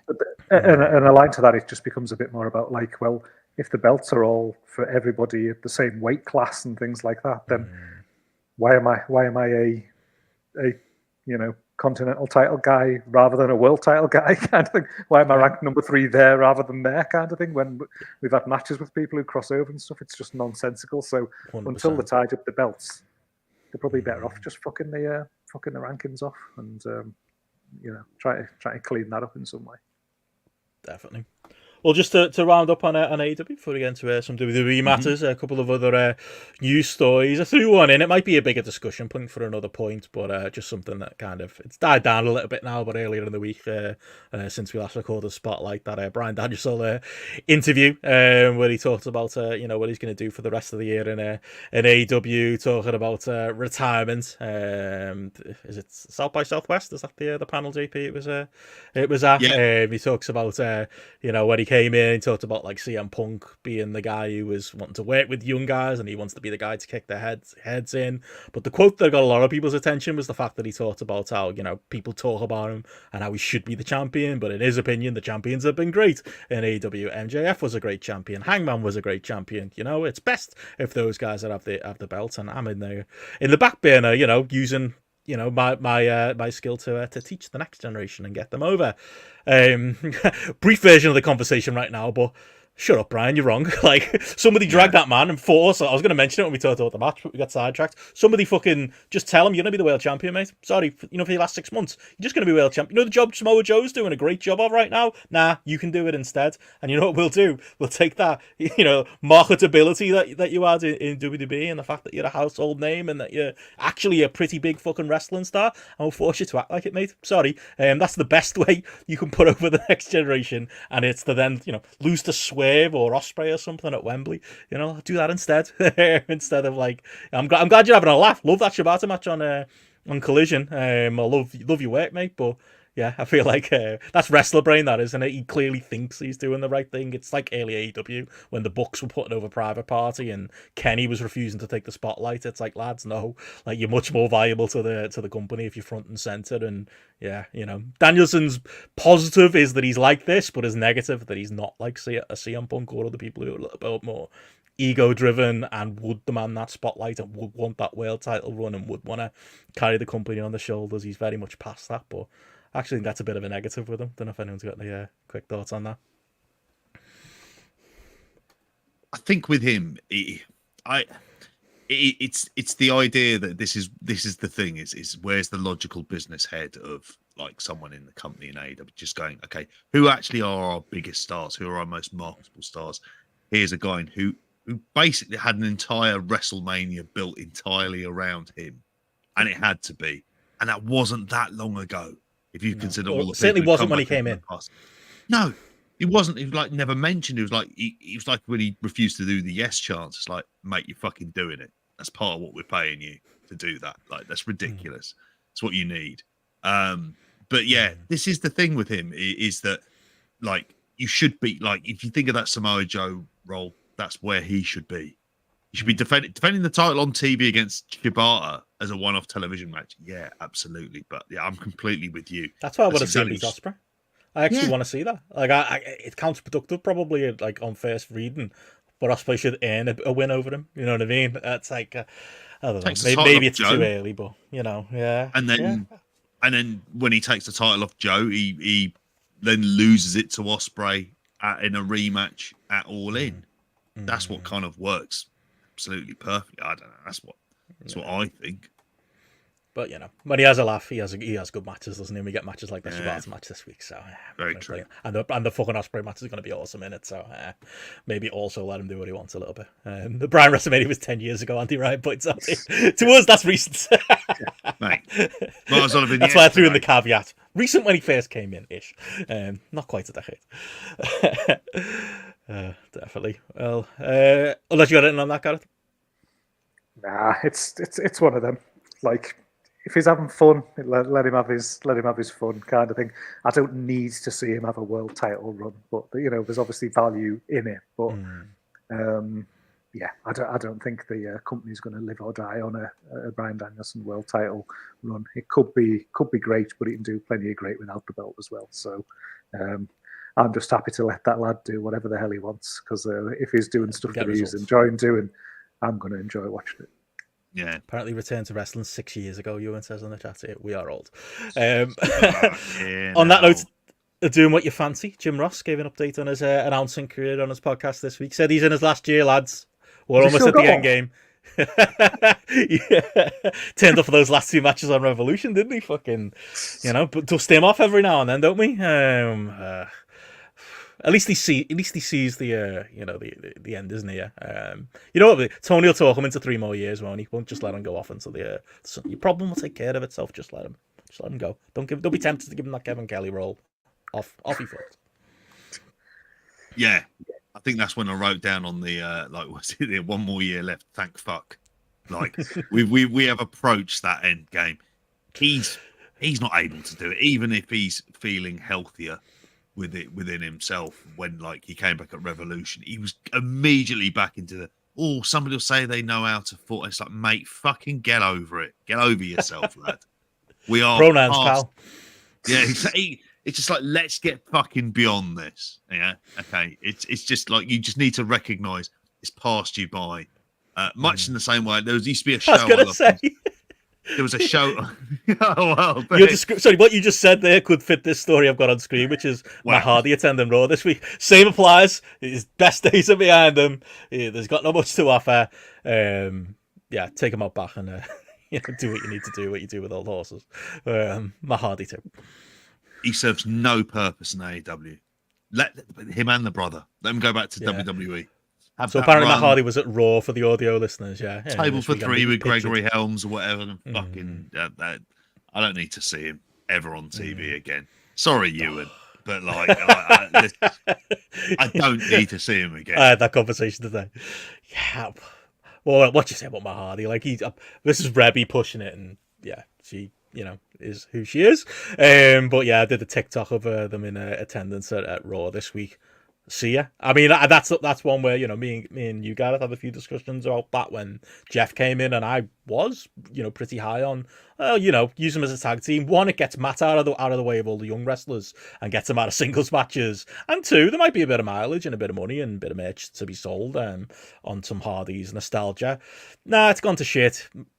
Mostly Jeff's fault, but that was the last possible use you could have for Matt. Like, I'm just yes, maybe there's some kind of creative element you could do backstage, but like he's been a net negative, I think, on screen for longer than he's been a positive at this point. And every young wrestler that's been dumped with him, maybe they're learning things backstage, but the entertainment value I get as a fan just sinks whenever Matt Hardy's on screen at AEW. I've got nothing good to say about this AEW run. He's someone who, if you're thinking about shoring up numbers, I think I wouldn't let the door as I'm on the way out. 100%. Like, you could, if you sit however many people are on the roster now, you could probably sit down and write 40 names probably that deserve to be on your TV week in, week out ahead of him, at least, kind of thing. So if you're in that realm, then 100. Are you getting the easy? Are you getting the value for money out of what you're paying them? Absolutely not, sort of thing. So let them contracts go and take your bloody brother with you as well. So I never have to watch. Won't be cheap. No, won't be cheap. Like, that's the only thing. And they always seem to have to come up with, he's on telly all the fucking time, or it feels like he is in all his various stables. Like, he feels like he's a Rampage, like, regular. I know it's only Rampage, but, like, he doesn't deserve that TV time. It's a waste of money and time. Why not have him hang around Benno as a manager, maybe? He could manage some of these young wrestlers, deal with their contracts. You can have a whole series of storylines. Oh, no, you see what I've done? Poor Top Flight. Mate, don't recover from this. Private Party have never recovered from it. One of them just fucked off for a year. Sorry, Private Party, yeah, that's what I was about to say. Yeah, Private Party. I'm not sure he was injured. I'm just sure he went, well, fuck this. Mark Quinn is out the building. And just walked away. He heard he's leaving. Yeah. His army leg feels all right now. Like, I'm actually all right, I think I can come back, lads. I'm good, lads. Get me back on that fucking telly. Oh, you off, are you? Anyway, have a fun over there. Or TNA. Whichever one comes in first. Meanwhile, the other one's doing Jeff Hardy impressions on the stage. Awful.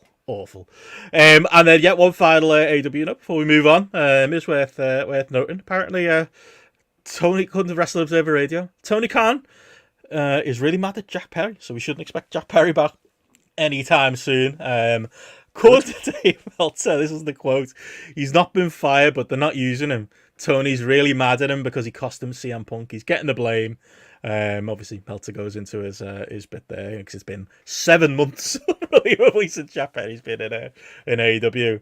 Speaking of wrestlers, we haven't missed. Anybody missed Jack Perry in AEW? At least I feel like there's a possible upward momentum there. You know what I mean? Like I'd possibly make an argument for investing that TV time in Jack Perry over like a Matt Hardy, but I can't say he made the most of the time he had. So just look at Gareth shaking his head. Just utter dog shit. So like, is not missed at all on plus on he cost TV. us CM Punk, Gareth, the bastard. Yeah, it's not like that's CM Punk was looking for an excuse. No, it's Jack Perry's fault. Like, I hope Tony Khan doesn't really believe that. Like, as a real serious side of the story, I agree with you. I don't really miss him. Maybe he can reinvent himself in New Japan. Don't know how this goat's head thing's gonna go, but we'll see.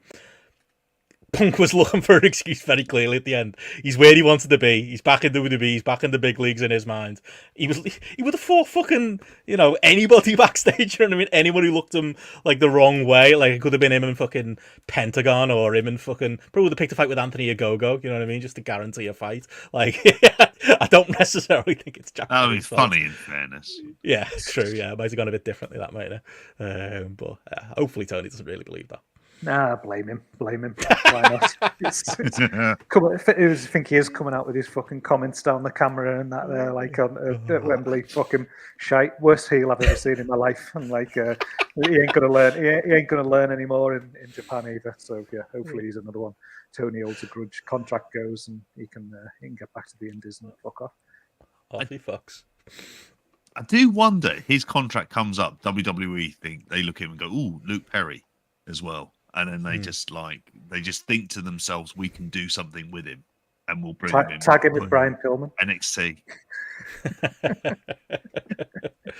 Oh yeah, NXT. I could picture that. God, whatever happened to the Pillars? Lads, Sammy Guevara as well. Been a bit of a curse that, hasn't it? Moving on from there into the matters WWE. Speaking of heels, I suppose we should talk a bit of what's been going on in WWE the last week. Run my hands here. I'm excited to chat this. Unbelievably, Smackdown and Raw from last while, and the latest WrestleMania build, and specifically The Rock, who he's won me over, lads. I was completely negative on Instagram Dwayne turning up in WWE. Little did I know Instagram Dwayne was gonna. I mean, it's probably to the detriment of a few people and programs, and probably the rest of the roster, because, as you said earlier, Gareth, you watched the full Smackdown, and fuck me, you could have kidded me and told me Smackdown was finished after that first 30 minutes. With that crowd was collision worthy. I feel like I could hear people going for pints at that Smackdown taping after Rock fucked off, because it was scorched earth.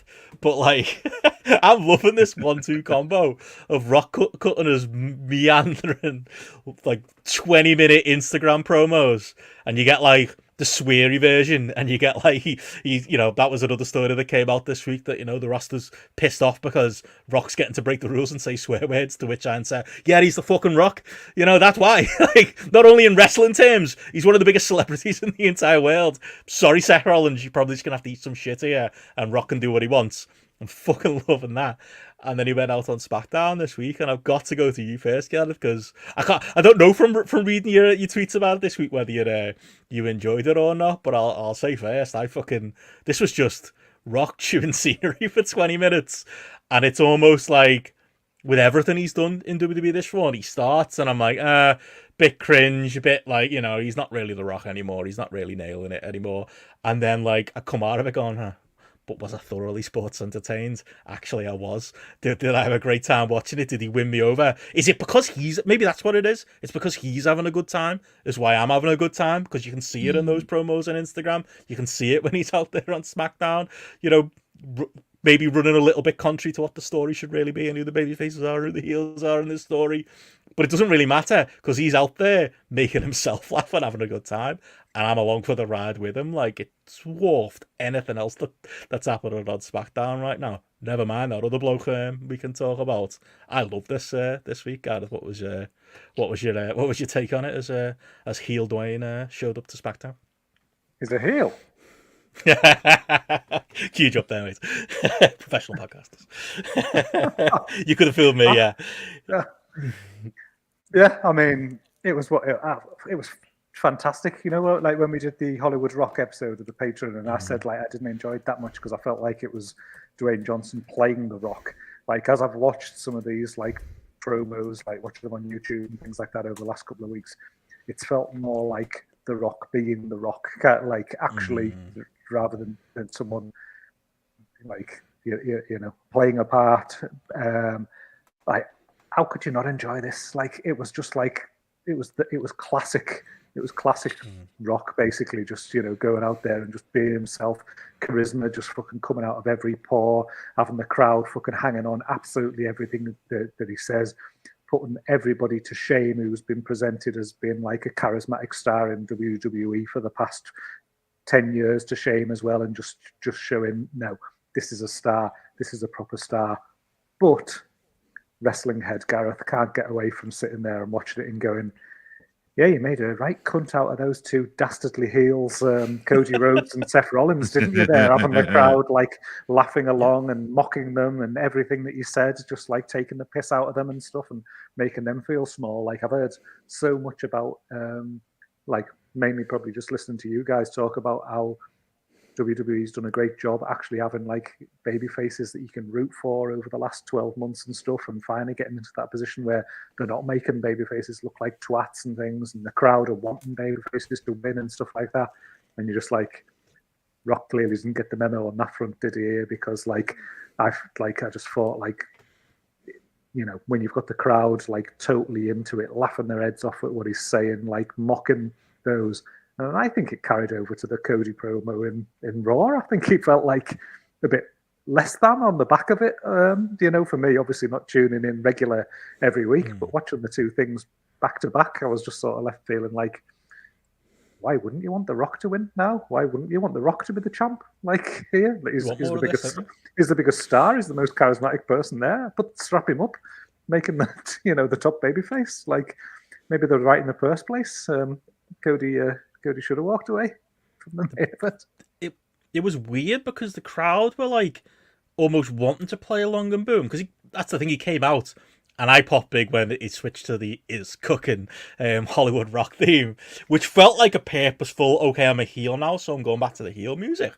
But like, he's sucking up to fucking Memphis, where they were. Like, he's sucking up to the town. He's talking about how, like, you know, he had to go like was it local sport? Kevin Durant or someone? I don't know the local. Jay Morant. There we go. And then like the crowd actually started booing him, and he was like, "I'm only messing. Sorry, guys." And it was like, hang on, shouldn't you want that? It's like, but he doesn't. He's just like, fuck it, I'm just gonna have a good time. And you're right, it's those two parts of my brain too, where like, and it's WWE, so I kind of have a laugh at their expense when I can. So I'm fucking loving it, like, and loving the entertainment aspect of it. Like I say, Rock going scorched earth and reminding you why he is who he is, you know. And I feel like I'd almost forgotten that myself with some of him and the WWE appearance he's done when he has been pure babyface. Like, this is absolutely proper The Rock, and I'm hardwired to laugh my head off and enjoy it. And I would have taken a 2-hour Smackdown of this, to be honest. Like, when he finished, I was like, oh, is that it? I would have gone at least another 20. Like, I would have kept going. But there is that other part of the brain, JP, where, like, I think it ties into the Roman Reigns conversation from last week. I'm not trolling. I'm not doing a bit. It made for a fun thumbnail last week, but, like, he has made Roman Reigns look lesser than. And maybe I put a lot of that on Roman, too. But I think a big part of that is Rock. Rock's going scorched earth, and Rock probably needs to rein it in a little bit if I'm just using my logical booking brain and thinking about the fact that, fuck me, they put 2 years into Roman Reigns' title run here, you know? Like, let's not ruin it at the last hurdle. You've finally got you back on course for the Cody thing. Let's not ruin that at the last hurdle, you know? It's like, he's probably stepping over the line a little bit. And you've got to say that, even if it was a fucking all-time bit of a segment. I think this is when you talk about like the duality of the duality of Dwayne, I suppose the duality of man here, isn't it? So like, there's the part of it where he's putting effort in. However, and this the part of the problem is, and I make this point a lot, he's got skin in the game now. He's got like an investment in this, so he's going to think, okay, what is going to work? What can I do in order to make this hot? Because also at the same time, he's going to be going away for 3 months when he's filming the Smashing Machine. So it's just like, I want to make sure that I am as memorable as possible, and I'm doing as much to drive interest towards like all of this stuff, whilst at the same time seemingly forgetting what his role is within the storyline, and the fact he is a heel, And the fact that you've got the crowd effectively booing Cody Rhodes and laughing at him and Seth Rollins are at the end of it as well. And he does all this, but because I don't care about WWE, That's the thing, isn't it? like, and this is the thing, I can happily go, they're fucking this up then, without like any sense of caring whatsoever. Why? I'll be watching Mania. Why? Because we do a wrestling podcast, for Christ's sakes. Like, you know, we can't really get away with not doing that. If we're doing Triple Mania, for fuck's sakes, I'm pretty sure we can have to fit in WrestleMania. So it's funny though, JP, because the people who do care are the ones who push back on you, who go, "It's not happening." Yeah. It is. It's not good for you. Oh no. Not good for you at all. Like what happens on here, and it is the thing. Like, where do you go after this as well? Like, you know, because I haven't seen Raw, but all I saw was the kind of content that Cody Rhodes was delivering, and I went, I've got zero. There's nothing he can do to compete with this. Partly because he hasn't like had a voice in a Pixar film and sung songs, which is when you can end it with "You're welcome." Like, you think, well, you're kind of fucked here, mate. You really are. Like, you cannot come back to this. There is a whole weight of, like, Dwayne Johnson, the fucking big star to people, to a generation of kids who've got no idea about this wrestling shit at Could have been president. Yeah, exactly. Like, someone who is like a big, genuine pop culture figure. Yeah. You don't stand a fucking chance. Yeah, I mean, I think I'm higher on the Cody promo than maybe Gareth, and maybe from what you're saying there, JP. I did think it was a good promo, helped by the fact that Rock was nowhere to be seen. Because if Rock was in the building, probably wouldn't have gone as well. Even if, you know, I maybe concede some of Gareth's points about the crowd on it. But I think that the biggest thing as the other week. What more do you want? Well, yeah, there is that. And you know, to be fair, in that segment, like I think Cody did hold his own. To be fair. But as we said last week, Roman didn't, and that's what's happening every time. Yeah. Like this week's SmackDown's gonna have Roman on his own, luckily, going 1-on-1 with Cody, and then presumably, I think it's the Raw after that Rock is doing. There's a Punk Raw, I think that's next week, and the Raw after that has got Rock on it. So might just keep them apart because it'd be best for Roman at this point. Just keep him away, just stay away from him. Like it's probably not just shouldn't be on screen at the same time. Oh, like by comparison, last week when they did the tag team match acceptance kind of thing, and like Roman's like acting in that scene was just in that segment was it was embarrassing, and like he just looked as if he didn't look less than enough from being kind of just visually on screen, kind of next to the Rock with the different magnetism over the different segments and things, and definitely looking 1B to the Rock's 1A. Just in the delivery and things like that, you know, where I talk about like the Rock being someone who, you know, there's the star, there's charisma oozing out of every pore. Even against someone like Roman Reigns, who, you know, has carried the company, has been the top guy, has been somebody who's looked a level above other people on the roster. But, you know, even he's looking 10 levels below the Rock kind of thing at this stage as well. So it's almost like self-defeating. It's amazing how these people who they think something's best for business is to put themselves out there and put themselves across as number one. It never seems to work out for WWE, does it? When these people with a bit of control decide that they're the right person to be front and center of absolutely everything. Because I just feel like the reason I was starting to watch some of these segments is because I was actually, you know, building some level of excitement to see Cody Rhodes' run to WrestleMania through for this storyline to be what it is. But it just feels like, I don't know, it just feels like, while there's entertaining elements to it to watch, it just feels like with a critical eye, you're just watching it, it just feels like it's a misstep week after week to me. The most important story going on. And then when I watched that Cody promo from Raw, when was that? Was that last night's like Raw? I watched that on YouTube earlier today.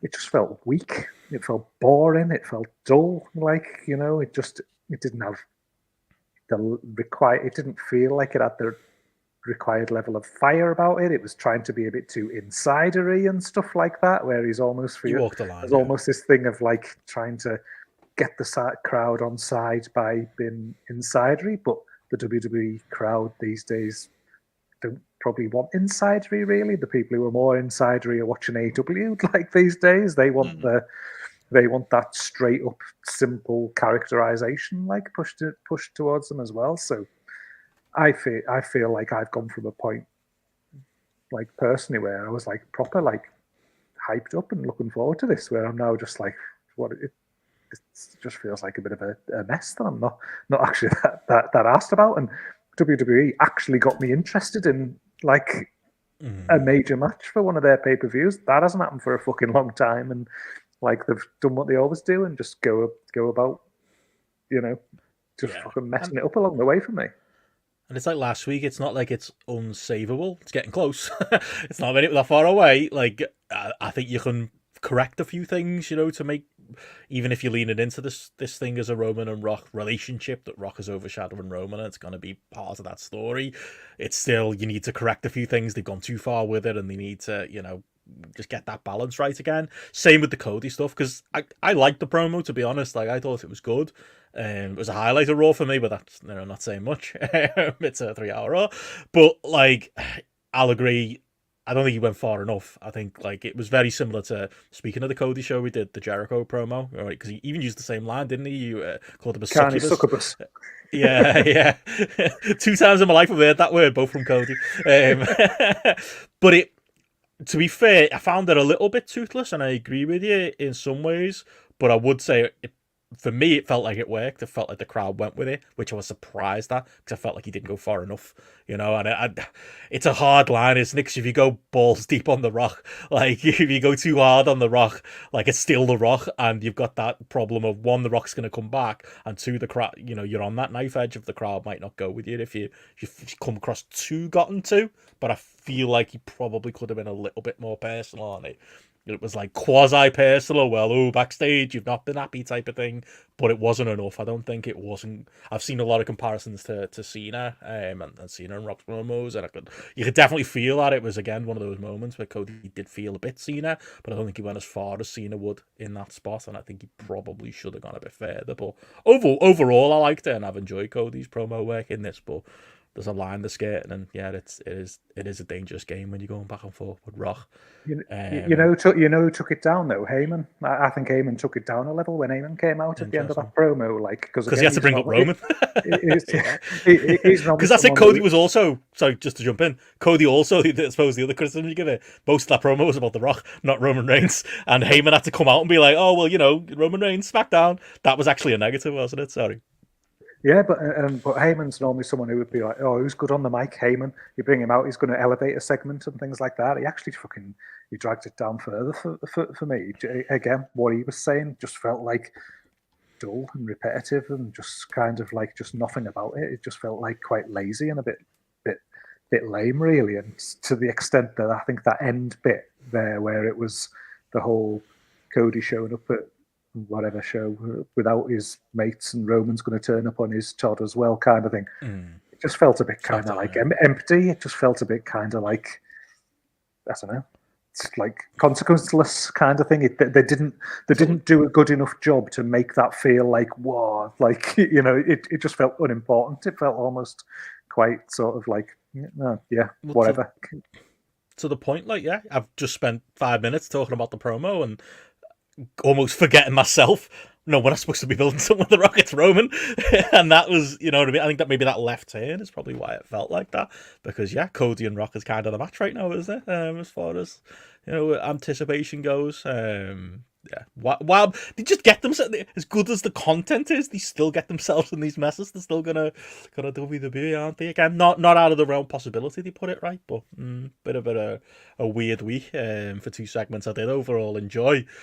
And to that note, I know you watched the rest of SmackDown. I can't imagine you got much to say on it. I'm sorry. I didn't expect you to.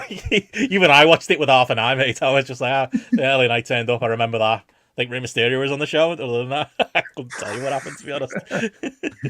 Oh, God. I mean, it's the first time that I've watched SmackDown start to end, I would guess, in 3 years, 4 years, 5 years, but I was just like, fucking hell. I was like, because you're sort of terminally online, you just see, WWE's as good as it's ever been. It's all this, that, and the other, and like, oh, it's so successful, and you just sort of like buy into this little bit in your brain.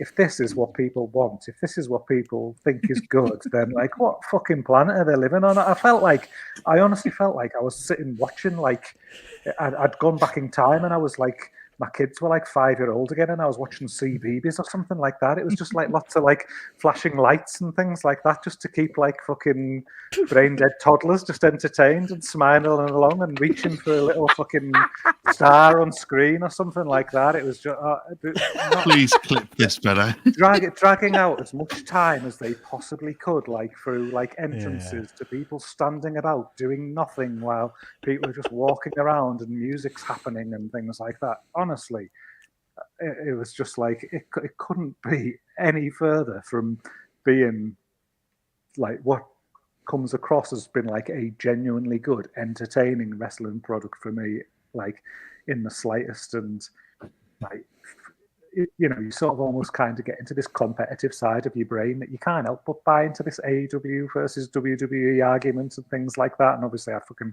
hate WWE for so many different variety of reasons for things over the years, but I'm just like, let them have it. Like, if this is what they want, just park it over there. Just be that thing. Be Mr. Blobby. Be fucking Noel Edmonds' house party. It's that territory kind of thing. That's what it feels like. It just feels like this total separate entity. And then, you know, then when you just like sitting watching some of these fucking matches, like that Randy Orton Grayson Waller match, like, oh my God, like you enjoy the sound, mate? Like, again, that's the sort of thing. If that happened on AEW, it would just be clipped and just been like replayed and just laughing at it, like, you know, lol AEW, and you know, it just looked absolutely fucking awful. But that's just not even half of it. It's just the fucking characters. It's just the Grayson Waller. It's just the like Austin Theory. Just them guys and their present. just them. Their whole presentation. Their look and feel. They're just cartoon characters for children, kind of thing. It's just it's. I know it was always like the thing leveled at WWE back in the 90s, but they're not even cartoon characters like a Hacksaw Jim Duggan or a Tugboat or something who's got a bit of fucking charm and like something about them. They're just these. And bricks who are cartoon characters, colourful entities on screen, kind of, that have just got absolutely no levels to them at all, or anything. I'm like, that's it. Like, you know, like I thought I'll just keep watching. Sarah was out. I was watching that promo. I was like, oh, I might as well keep watching. I'm doing Spotlight kind of thing. Just there's nothing to talk about. There's nothing to talk about other than just like point at it and laugh kind of thing. Like, there's all these matches happening. You're looking and like Pete Dunne's out there, Bailey's out there, like, you know, Randy Orton's out there. People are, you know, you've got Rey Mysterio coming out. You've got people who are of a certain level of who are, you know, as much as I'm never going to be like, oh yeah, I'm a Randy Orton guy. At least he has achieved stuff to a certain level and things like that. He's got people who are good, who could feasibly have something interesting about them. They're just. I can't even articulate it, mate. Honestly, I was stunned. My mind was blown watching it. That people think this is good. Like, 2 billion people watch that. Like, yeah, did a good rating. Yeah, not as good as 2.5 for the segment, but yeah.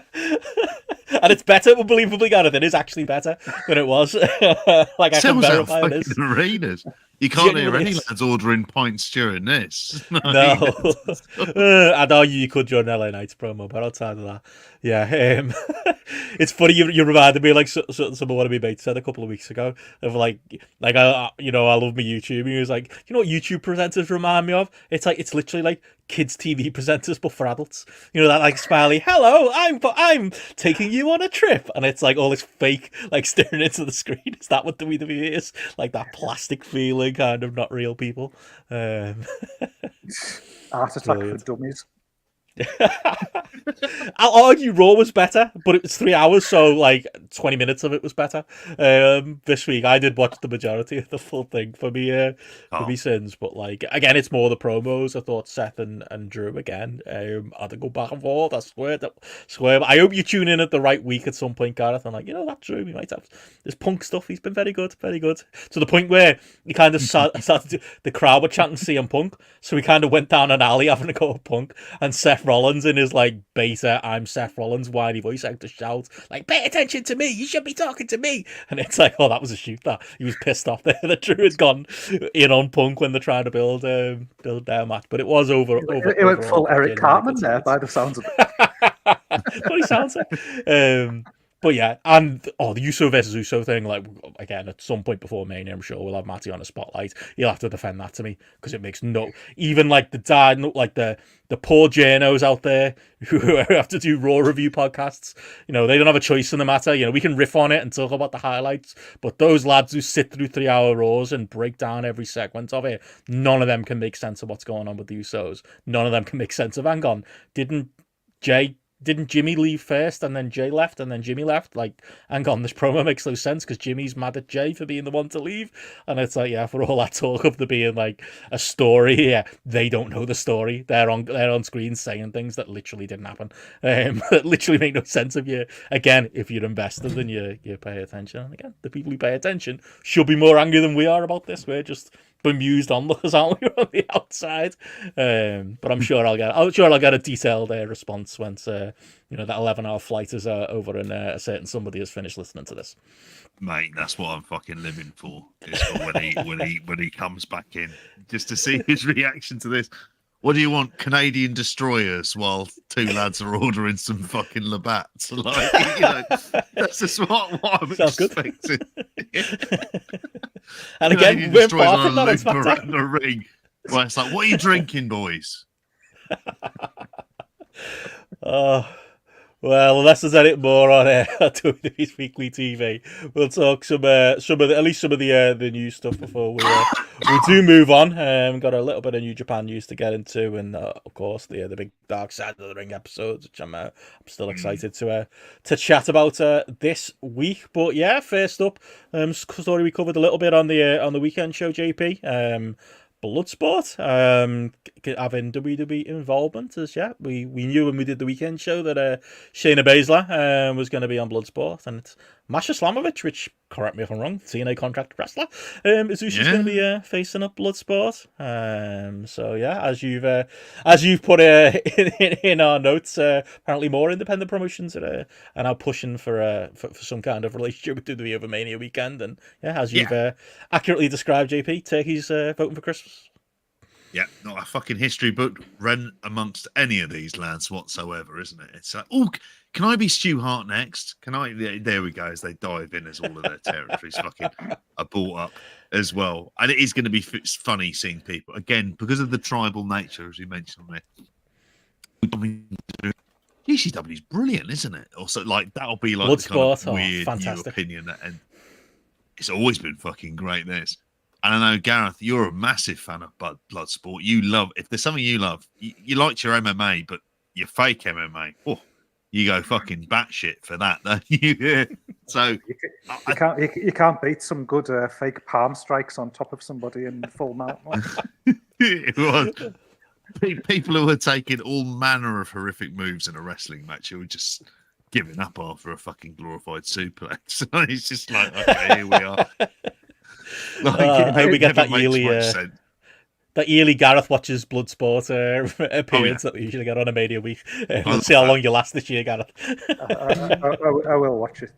Definitely, it's one of those things where it's like you've got the Emperor telling you to sort of embrace the hate or whatever kind of thing. Like I love it.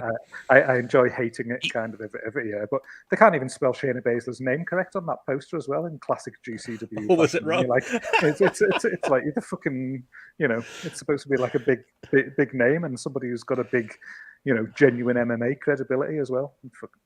So brilliant. Arguing over spellings, but hey ho. I would argue if you can't do the Marina Shafir match, this is as good a match as you can do with Shayna Baszler as this matchup here, and obviously she's going over the end. Yeah, and like I said, it's an easy day at the office. Like if you're WWE and you want to justify letting your talent work in these like easy paydays, and you don't even have to take a bump at Bloodsport. You know, roll around a little bit and fuck off, and you're done. It's hardly like, you know, as I think a fake poster went round with Dominic Mysterio against Nick Gage. It's hardly that. I don't think we're getting that. I'd enjoy that, but I don't think we're getting that. Mate, I think these safe I'd matches fucking pay to see that. There'll probably be a distraction finish with fucking Liv Morgan or something like that, or Natty Neidhart or something like that. They'll, you know, music in the true spirit of Bloodsport, some musical hit, and somebody will get distracted and get fucking omoplated or something like that. That's what you do. I just remember the purity of Bloodsport when you had Super Beast. You know, when are we getting back to that? What's he up to these proper days? Dan. Got us through the pandemic, that JP. Proper Bloodsport. On that note, a couple of other quick WWE notes. One that maybe we'll mention a bit more later. We got some more other documentaries to talk. Apparently, there's a Bray Wyatt documentary premiering on Peacock on the 1st of April. Like, we're not Bray Wyatt fans, and we're not going to retcon and pretend we ever were. But I saw the trailer for it, and it was quite like it looks like it's going to be an emotional watch.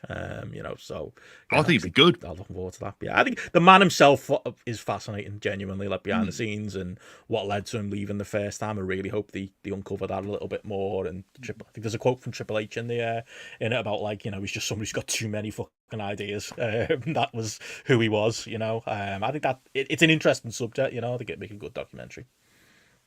Yeah, sorry, JP. I'm interested in the man. If it's up more about the man, then that's going to be interesting, kind of thing. JP's cheddar. JP loves it. Sorry, JP's video froze for those on audio. Big smile on his face. If it's about the law of Bray Wyatt and it's about the fantastical stories that he had, then no, thank you, kind of thing. But if it's about the real life struggles that he, you know, clearly had, and it's you know, it's about kind of, you know, thinking about his battles that he had, you know, backstage and things like that, then they're brilliant. You know, totally on board for that, because I think it'd be an entertaining watch. Definitely, yeah.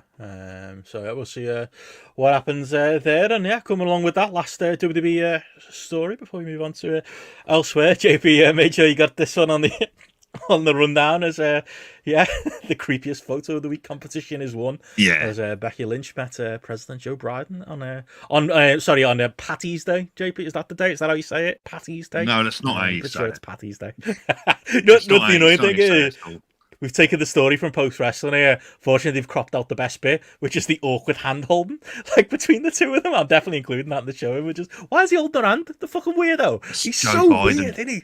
Like, it's awkward. He's a very, very old man, and he does this type of stuff. But he's been doing this stuff like for a long time. Even when he was vice president with Obama, he just goes completely off the reservation with some of this stuff on it. Fair play for her getting like turned up there. I mean, Leo Varadkar didn't look nearly as happy. Stood next to her as well. Also now she's become a US citizen as well, so she's no intention of going back there, like maybe to appear on the Late Show or whatever. But yeah, she's. I'm surprised it's taken them as long to get her over there to be doing this. Like, where's Cillian Murphy? He won at the Oscars. Fucker's nowhere to be seen, is it? Like, but instead of getting Becky Lynch on there as well, she's got a book coming out as well at the same time. So, you know, a little bit of synergy that'll be worked in there as well at the same time. But yeah, good for her. A little bit of memory. I'm assuming that Rollins was allowed nowhere near the White House, particularly the way he fucking dresses. You just be like, no, fuck off, mate. You know, get inside. Secret Service just want no part. They just look like, who's this fucking clown? Look forward to the photo of Undertaker and Trump. I'm sure that's coming. So a fundraiser. Oh, yeah. Don't know who needs the money more out of the two of them cunts, but we'll see. Outside of that, that's the WWE stuff. We got some other matters to talk. Slipping further and further down the run sheet, JP. I feel like New Japan's going to be in the vaunted other section by next week. Yep. Any thoughts on the New Japan Cup? 3 minutes promise. 3 minutes. It doesn't deserve it. It doesn't deserve it. Like, it really, like, we've followed this. I say followed. We've read out the results of this New Japan Cup, and every time we've gone, not watching that. Looked at the semi-finals and went, nope, couple of no matches. I want nothing. I like Yota Tsuji. I'm fine with him. The Goto ship sailed in like 2016. We're in 2024 now. Don't get me wrong. And he's there because David Finlay was injured. That's why. That's how Watch he's. him win now. You know what they're like. For shits and giggles, like it just feels like, go on, why not? What's the worst move you can do for me? We can push the young lad. No, we must never push the young lads. We must go even further into the past. All right, bring back Shibata. Whoa, we haven't lost the plot entirely. No, of course not. Instead, we'll have Goto win in this. And it's like daytime New Japan, which is always a bad experience when you put on New Japan World and you went, fuck this. I can see everyone who's in the crowd. Some of them look bored. There's a load of House of Torture. It's on tomorrow. It's on tomorrow morning. And I could give less of a shit. Oh, they're getting less time then. People have seen it by now. Exactly. Won't have seen it or read the results by now. Fuck them then. Yota Hope you enjoyed your won. Goto win. Fuck it. Put the title on him. That's how little I fucking care about this. But I just thought New Japan Cup, slam dunk. Zack wins it. Zack becomes champion for a bit because Naito is falling apart at the fucking seams. But no, we're not going to do that. I mean, they'll have Tsuji win, but they're not going to put the belt on Tsuji. Anyway, fucking depressing. He gets shitter all the time. Good quick note on that. Just news note. Gabriel Kidd apparently is don't know why. Resigned with New Japan. Well, a clear path. There should be a clear path for wrestlers like him in New Japan. That little group should have a clear path to stardom here in New Japan. It's actually not. If you look at the lay of the land, he's not going to land in AEW. Not going to land in WWE. There should be a forward momentum path for him and the people like him. It's whether it's really going to happen. But yeah, confirmed as resigning this week. I'm glad, actually. I know it's going to sound completely contradictory to what I've just said on here, but it's just like there is an opportunity for him there. And he's got more chance of making. He'll be lost in the shuffle everywhere else. If he was in WWE, they'd make him go down to developmental. And he'd have to completely curb the kind of character that he is at the minute. Whereas here, it feels like there's a chance of him being featured, but he's held hostage to fortune as the booking, along with everybody else in New Japan, and that's the bigger issue that people don't really want to talk about. Is you need to change bookers. That Gedo has run his course. We are so far away from the fucking Hall of Fame Gedo career that has gone. We're a world away from that stuff. It just needs new, fresh ideas. But there is that opportunity because why, fuck it, they pushed David Finlay up there. I don't see why it's so mad for them to push up Gabriel Kidd. I at least see him and Alex Coughlin getting an IWGP tag belt run at some stage. But yeah, good for him. Slightly more positive Bushy Road news, JP. We have the lineup here for the Stardom US show, isn't it? American Dream, Willow Nightingale, Mariah May, Stephanie Vaca, Zaya Brookside among the names. Yeah, it's an interesting one on this because it's always the case of how many people are going to be leaving to bugger off with old Rossi Agawa. And here at this point, what they've done, and this is for their WrestleMania shows, so clearly this is the last time they did it was about sort of what I want to say like 5 years ago that they did this. 2019 was the last time that they had done this. But they've got some TNA talents in there. They've got Stephanie Vaquer from CMLL in there as well. They've managed to get Mariah May back, and Willow Nightingale.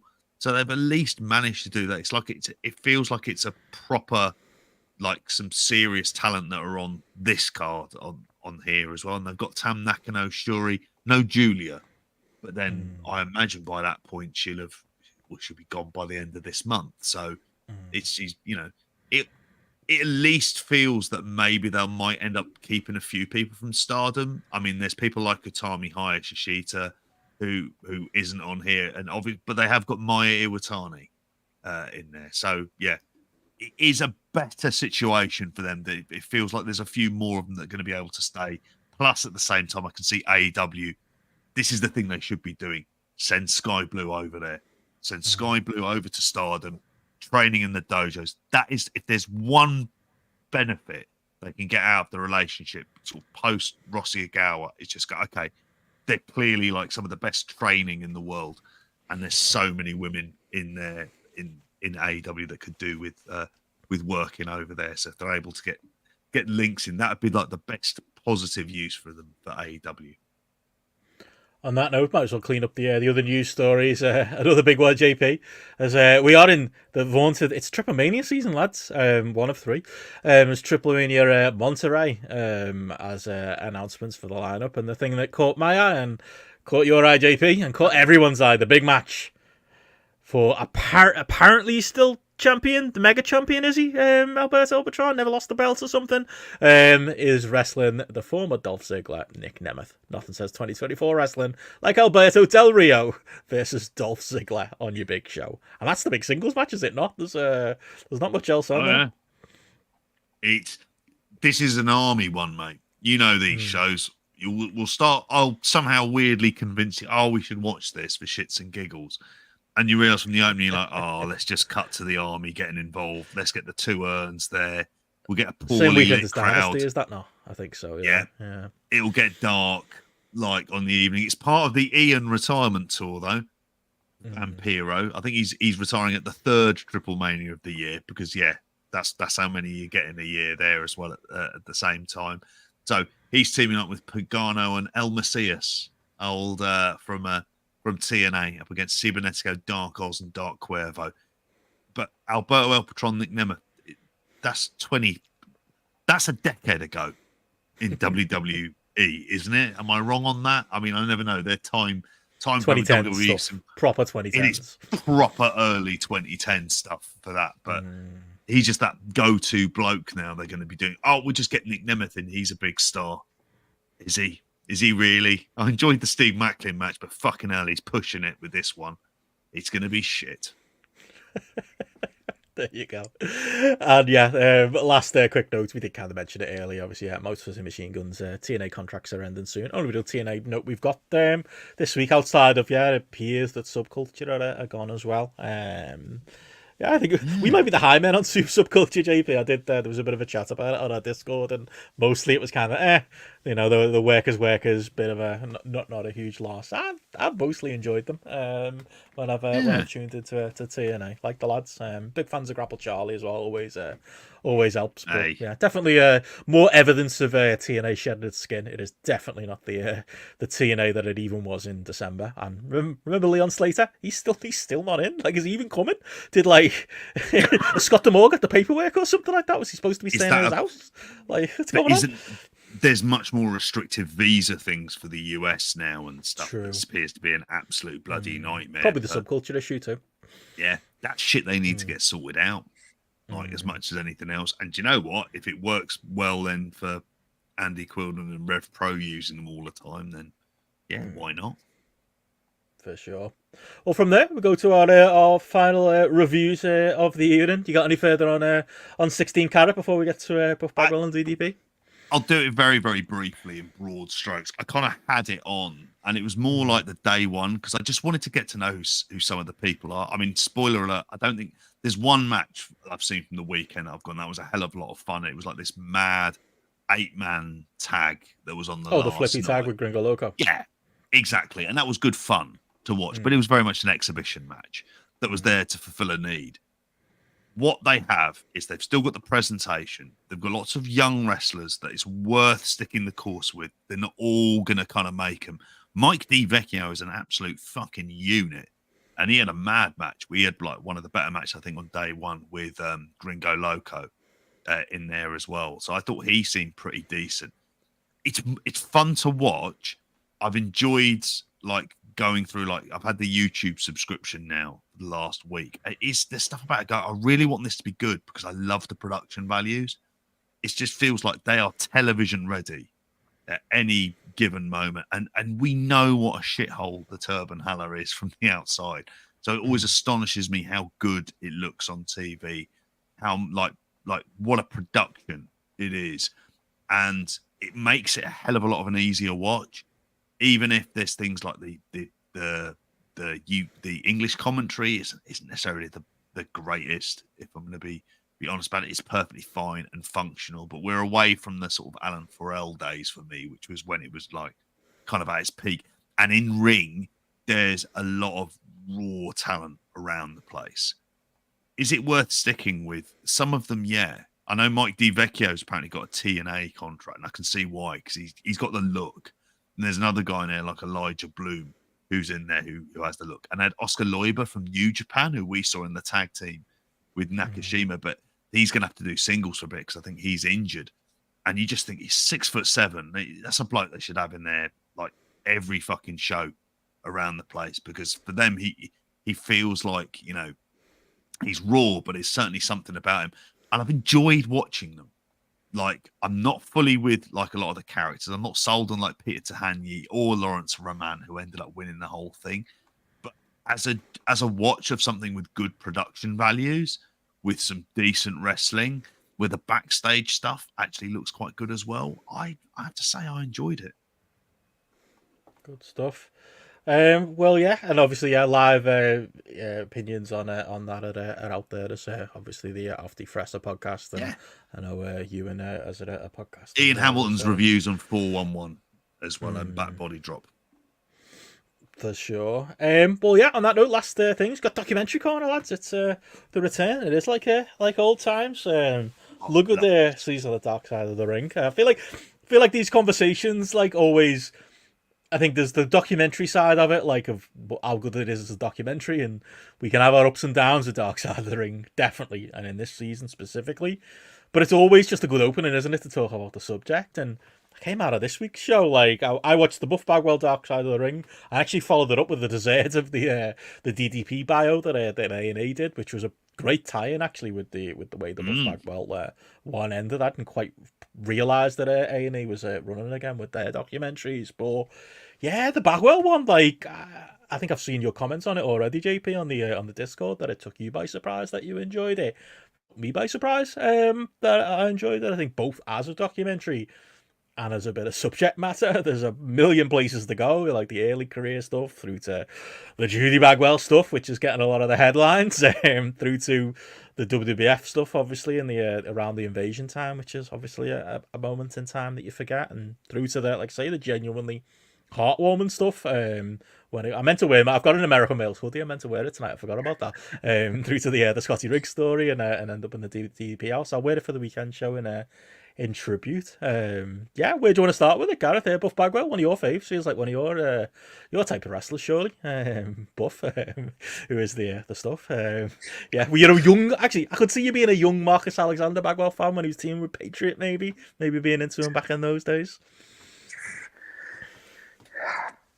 Well, I wasn't. Fair enough. Didn't think so. It was, yeah, it felt like somebody was very Eric Watts territory of some young, sort of good-looking wrestler who was getting shoved down your face as WCW were trying to make these young stars like of the time who you just didn't enjoy at all. And obviously, subsequently, you just got rammed into a load of tag teams after that point, which probably kind of, you know, probably where he became a bit more noted for, really, some of them pairings before the NWO. But as a documentary as a whole, like, I don't think I learned anything about him that I didn't know already, sort of thing. But I think it was an entertaining watch kind of thing. I think start to end, it was definitely. I think the people that they had talking about him, I think they had like that quite. And we'll often say about this is it depends on the talking heads. And I think they had that nice mix of people who you almost had people talking about him sort of for the full life journey, really, from literally knowing him from right at the start, knowing him as the high school kid kind of thing. And, you know, that background, obviously, of, you know, coming from a, you know, well-off family and things like that, right to obviously people who'd like known him through wrestling business and things like that. And obviously through the various wives, seeing the personality change and things along the way as wrestling. You know, this one of these things where wrestling characters, you know, where does the wrestling character start and when does it end, kind of thing, and it sort of consumes the real life person.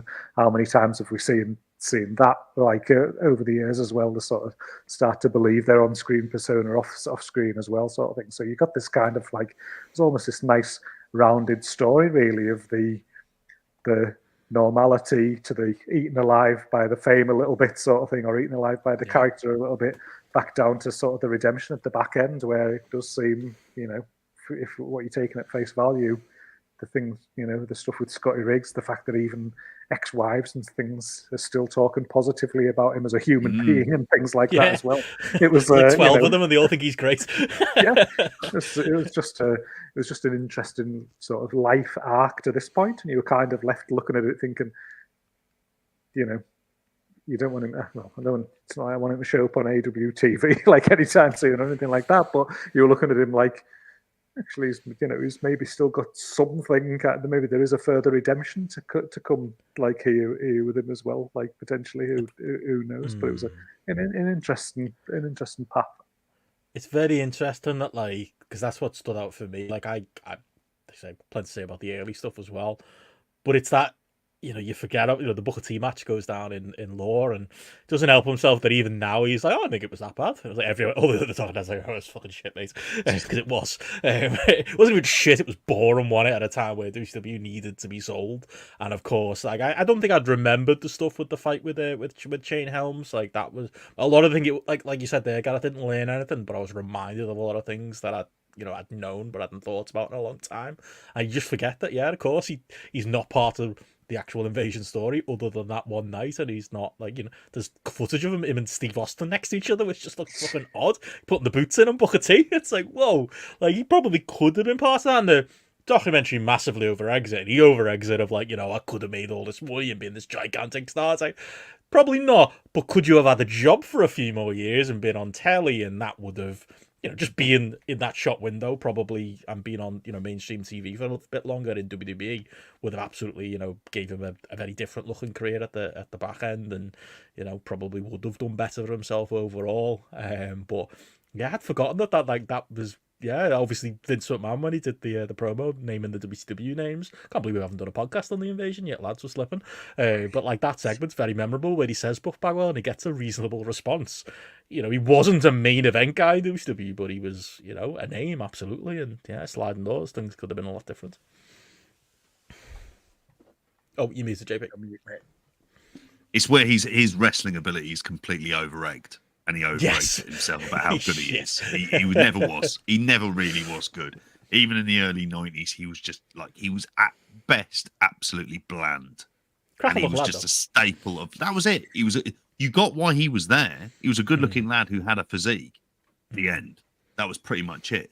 But I think actually as a documentary, to go back on it, I mean, I kind of almost feel like this is the thing it should have opened up the series with. Because I think in some ways it's like it very much hits all the beats you kind of expect from Dark Side of the Ring, where you've got actually like a good subject matter that covers a period of time that people are obviously very, very familiar with. You've got like the good talking heads who have got the longevity of being around there, particularly like with Slick Johnson and Too Cold Scorpio and his myriad of ex-wives in there at the same time.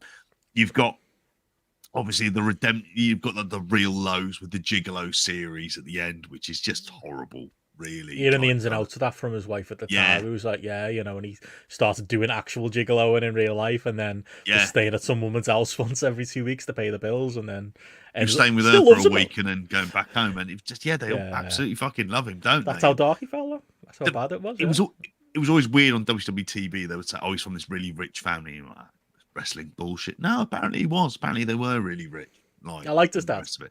Yeah, giving him coke when he was a kid. I'm not sure on that as far as I've heard it exactly. Don't do that, Gareth. I'm sure you're not gonna.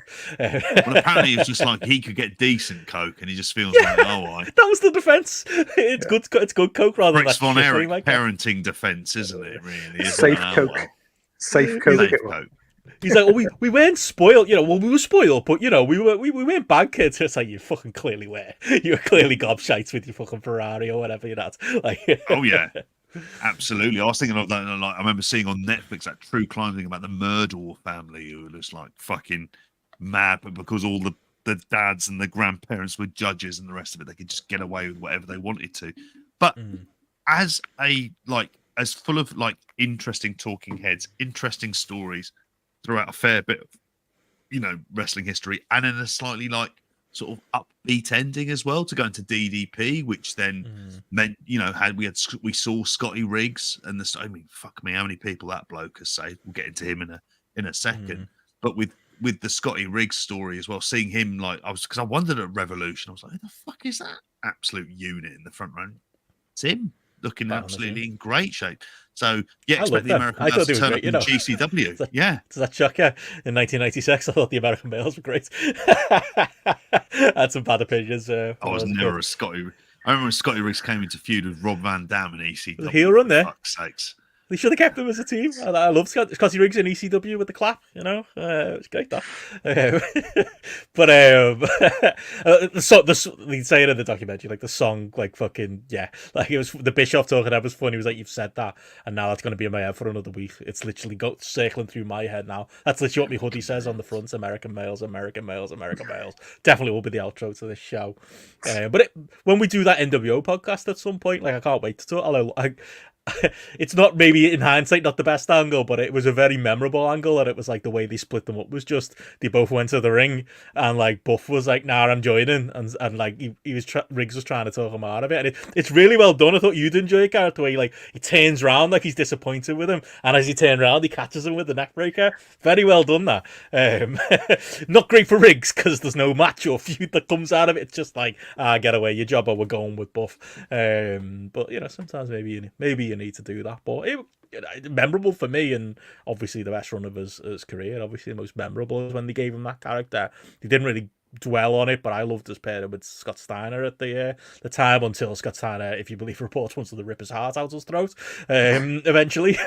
But that's going to happen when you got Scott Steiner knocking around. But I did get entertainment from Could have Buff been the Bagwell during that Roids period as well, couldn't it? Yeah, both of them. You know, imagine them both fucking working out together on the road together, working out. Like, he's probably lucky he lived through that. Never mind the stuff he had later in life. But I've got some positive. But what you call it, vicious and delicious. Cool. Yeah. Always like that. Yeah, this is Liam in the chat. Yeah, Two Gold Scorpio did have a choice comment about him doing the gigolo work, didn't he? And he's one to say. To be fair, he's got the right to say. I was going to say, like, Can we call him Charlie Scorpio? Yeah, at this stage, like, related to Hank. Their little Simpsons reference. Oh, fucking hell. But it did, like you say, that segment with Riggs. It did, when that was on. It did make me kind of like think, I just want to watch that time period a little bit, kind of thing. It got me a little bit kind of feeling like I wanted to watch a bit of that. And for saying that about like Marcus Alexander Bagwell and that bland, smiley, good-looking babyface kind of thing.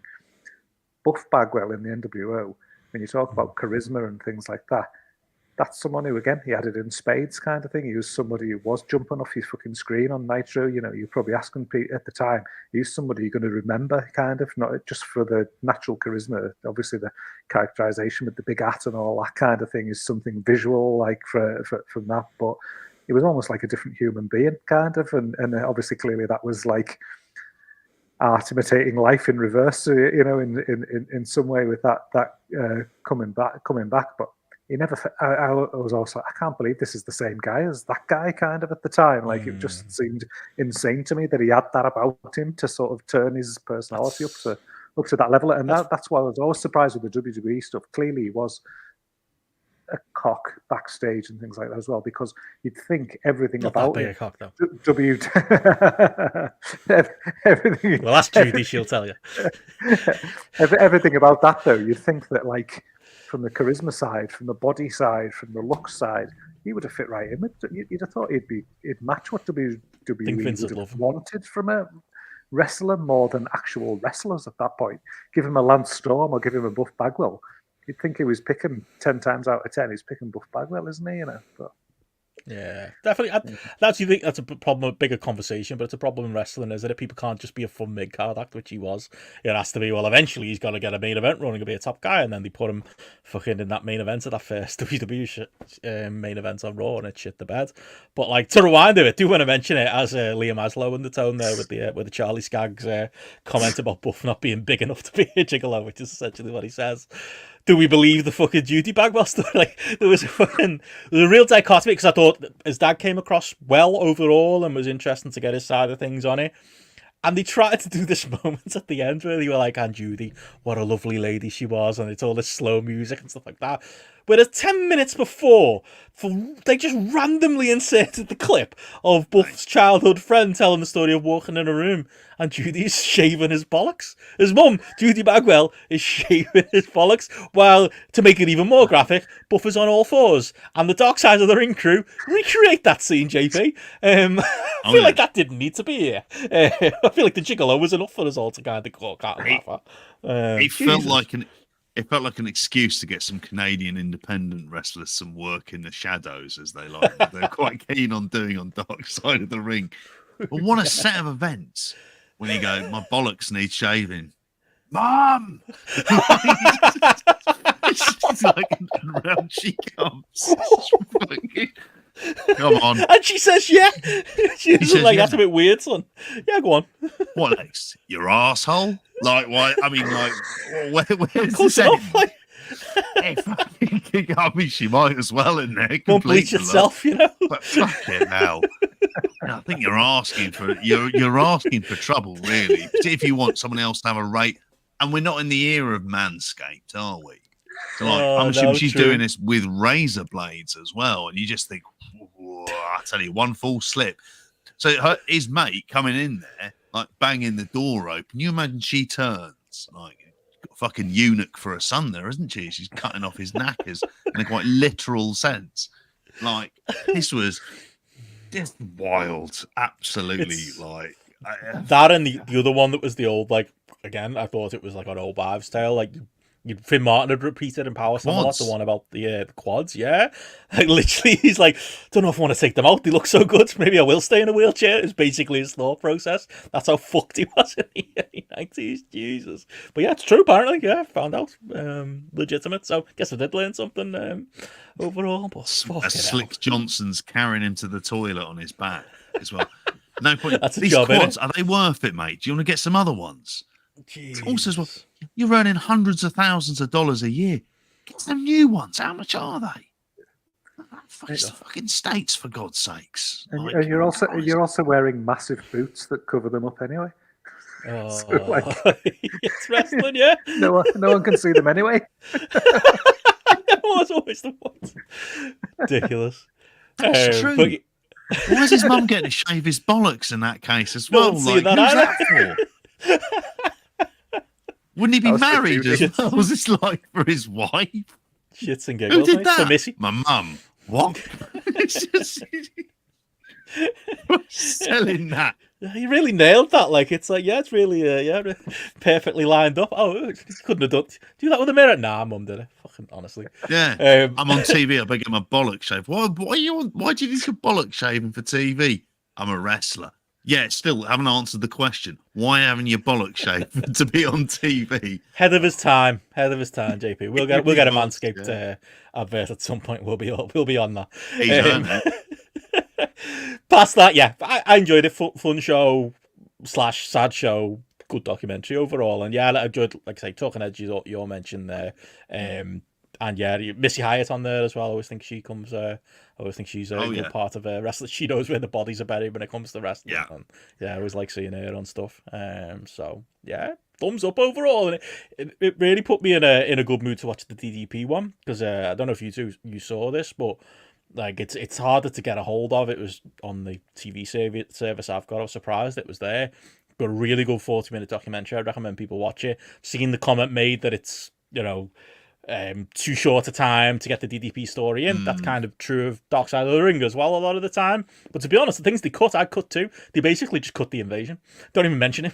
It's more about our DDP, and it's a fascinating story. Like, and again, another one I've heard over time of him being a nightclub promoter in the 80s, but they've got the photos to back it up, and he's like this wrestler looking bloke in like these 80s clubs, like gruff and massive, and you can see, I'm sure he was a bit of a mark for the wrestlers, but you can see why the wrestlers gravitated towards him. And again, it's like a story of, did you know DDP got into wrestling when he was X years old? And I'm like, well, that's pretty young, to be fair, mid-30s, pretty young to get into wrestling. But to see it like played up on screen where like he's talking to, I think it's Orndorff or somebody mentions, like, they met him in a club in like 89, and he's like, oh, I'm gonna be a wrestler at some point, and they're like, Mate, you're older than me. What are you on about? I'm retiring. Like, what are you talking about? It's very, very interesting to see that happen in real time and see that he really was like this big club promoter guy, and he really did, come into WCW. I'm sure you two got memories of as a manager in the in the early '90s, and got chick cam because he just thought he was taking too much of the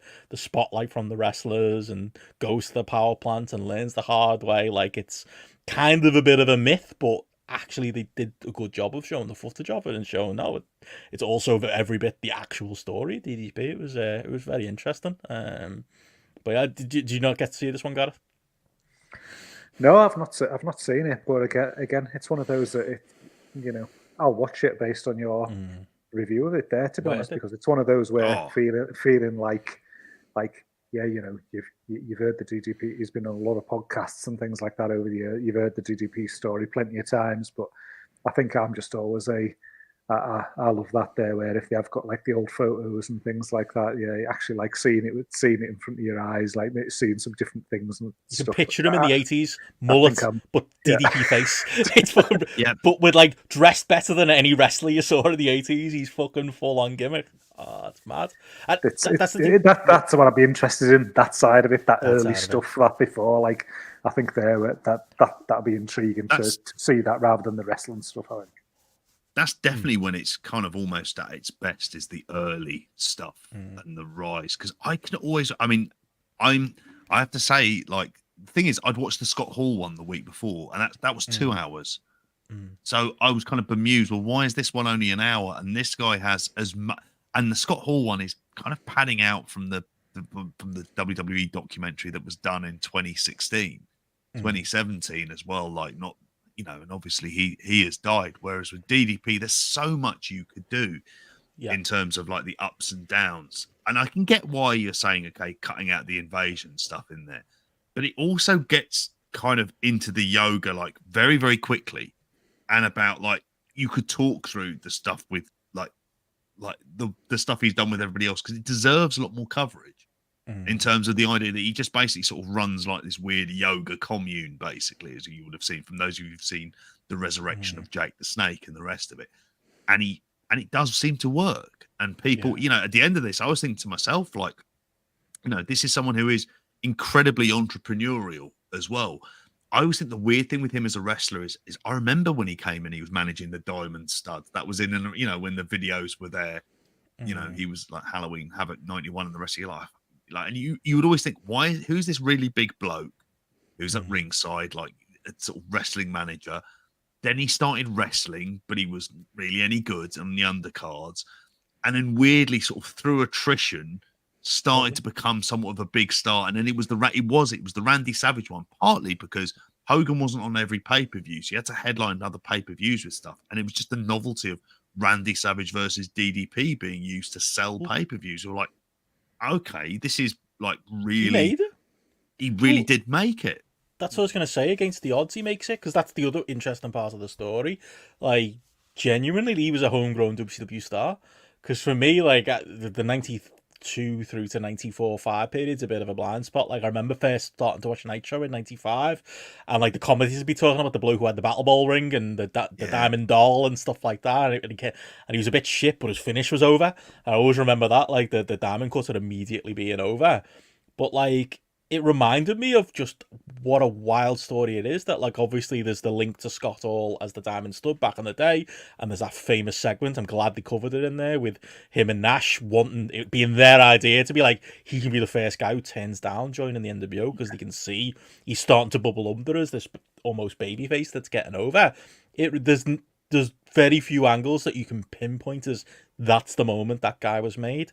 That is the moment that guy was made. I'm getting goosebumps talking about it because it's so well done as a segment. Like the entire thing from start to finish, with him, ripping the shirt, holding on to Scott Hall's hand and it in the Diamond Cutter. Then Nash comes running at him and he pulls the rope down, and Nash spills over the table, which Nash sells, as a talking head on it. As Nash says, I went through the table. No, you didn't, Kev. You went over it, but it was still great. And then, that visual of him up in the crowd, like hitting the Diamond Cutter, doing the Diamond Cutter sign, it's off to the races. And the thing I really liked about this documentary is, one, that's an accurate telling of history, because that is absolutely what happened. And then at that point, his rise is like, he's literally the 1B babyface behind Sting and maybe Luger, on WCW side. And it goes through, like, it treats what I like, JP, about them almost leaving the Invasion House. It doesn't treat WWE as the be-all, end-all. It treats that run as daft as you can call it, with Carmelo, and less is said is the Jay Leno thing, but the Carmelo thing as the peak. It's like, oh my God, this guy's made it. He's at the top of WCW. And it lingers in that period for a while. It goes through to him winning the title. And it's actually refreshing to see a quasi-WWE documentary focus on that as being the success in ring for him in his career, and not the shit that happened in WWE. Like, I loved seeing that story play out again. Another one, I know it, but I was reminded of it watching it there. And yeah, I think that's why I wanted to see some more of it. I think he has like enough. a genuinely interesting story, which, like you say, it was the way he became kind of mainstream. And he just always, like, in the States, like, he was the go-to guy if you had a celebrity who wanted to be involved in wrestling. That's why he was heavily involved in Ready to Rumble, wasn't it? It was like, that was kind of like part of, he was like, they skipped that, don't they? David Arquette's name doesn't even come up. Fair enough. Yeah, there are bits like that are missing, aren't they? But he was like the go-to guy for all of this stuff. And yet, and then didn't go to shit when wrestling was over for him. Like, managed to kind of reinvent himself in this way where he's like, I mean, if you think of how old is he in his mid-70s? He's I would think early 70s, maybe late 60s. He's one of them. He's hard to pinpoint, isn't he? Because he's in his 30s and the 80s. I'm just having a look. He's 67 now. I look like that when I'm 67. Like, I mean, that's like a natural 67 as well. That's not a fucking roided up to the gills 67. I come out of it. Stand up and put his legs behind his fucking head. I mean, that's impressive. But yeah, like I say, I came out of it as well as enjoying the in-ring story and the story of his training and stuff like that. You watch any DDP thing, and even if some of it is bluster, like unless something comes out one day and we found out otherwise, I'm pretty confident going, it's a good bloke, that. He's actually a decent guy. Like, he's actually done a lot of selfless things, and obviously there's the self-promoter side of him. He's not completely flawless, don't get me wrong, but overwhelmingly, like, the good he has done, I came away with it with, like, a good feeling of, like, fuck, that's actually a good bloke who stuck at it, got some success against all the odds, and then is, like, actually giving back. And yeah, you don't really hear bad things about him. It was great to see, like, the Cody's a talking head on it. Cody putting him over and talking about, like, how great he's been to him and stuff like that. Like, yeah, it's it's genuine. You don't get good stories in wrestling often, do you? It's as you said last week, JP, a nice side of the ring almost was this one rather than dark side of the ring. I just think as well is, like, with anything with DDP as well, like you say there about him coming across like decent and things, and the help and support and things like that he's done with various people. But, like, I just always think the drive of the bloke. He always, like, whenever I watch something like DDP related, it always just makes you think like fucking hell, the effort he's put into all of this different stuff and succeeded in, like, stuff. It's kind of just like a good kind of thing that even at that age, it is generally motivational kind of thing. And there's not meant, like, you get like wrestling bluster and bullshit and stuff like that. But he's somebody who literally he's gone out and gone, I want to do this, and he's done it multiple times in his life just by putting the fucking graft in and getting his head down and achieving it. And when you see somebody like that who seems like they're a decent fella as well, then you're like, yeah, fair fucks, and you're sort of happy for them, really, that they've achieved it as well, like, on the back of it too. Like, so again, it's nice to feel good about a wrestler, because you can probably count them on two hands, can't you? Definitely.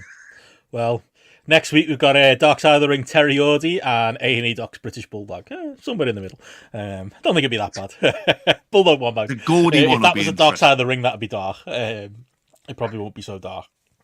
What do you think on the Gordy one, JP? Excited for that?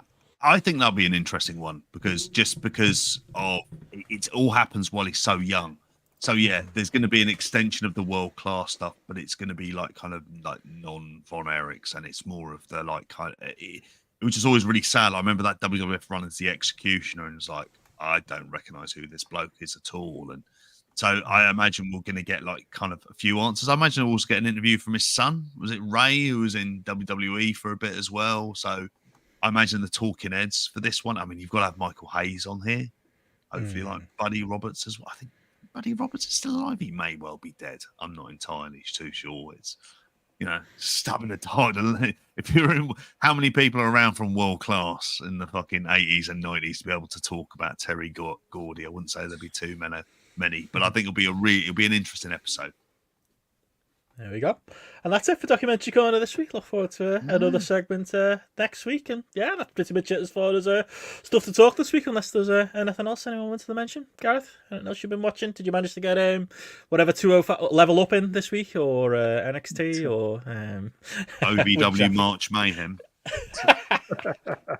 No, I'm just pleased there. Like, as listening to you do that little bit there where you're going through the New Japan Cup and you're going through like all them other shows there, and I'm just sitting there thinking, thank God I'm not sitting pumping these into a spreadsheet every day. That's all I'm thinking as you fucking going through all that. But no, I did try and watch there was a show on Fight that I saw because the Grizzled Young Vets were on there. I think is it like Wrestling Revolver or something? Is it Sammy Callan's promotion? I started to try and watch a bit of that, but it was terrible, the bit that I caught, and I was like, I'm done with that. I'll save my shite indies for WrestleMania weekend, I think. Save it up, mate. It's going to be a long week. Edit from you, JP. That's it. No. All I've got to do is the usual plugs.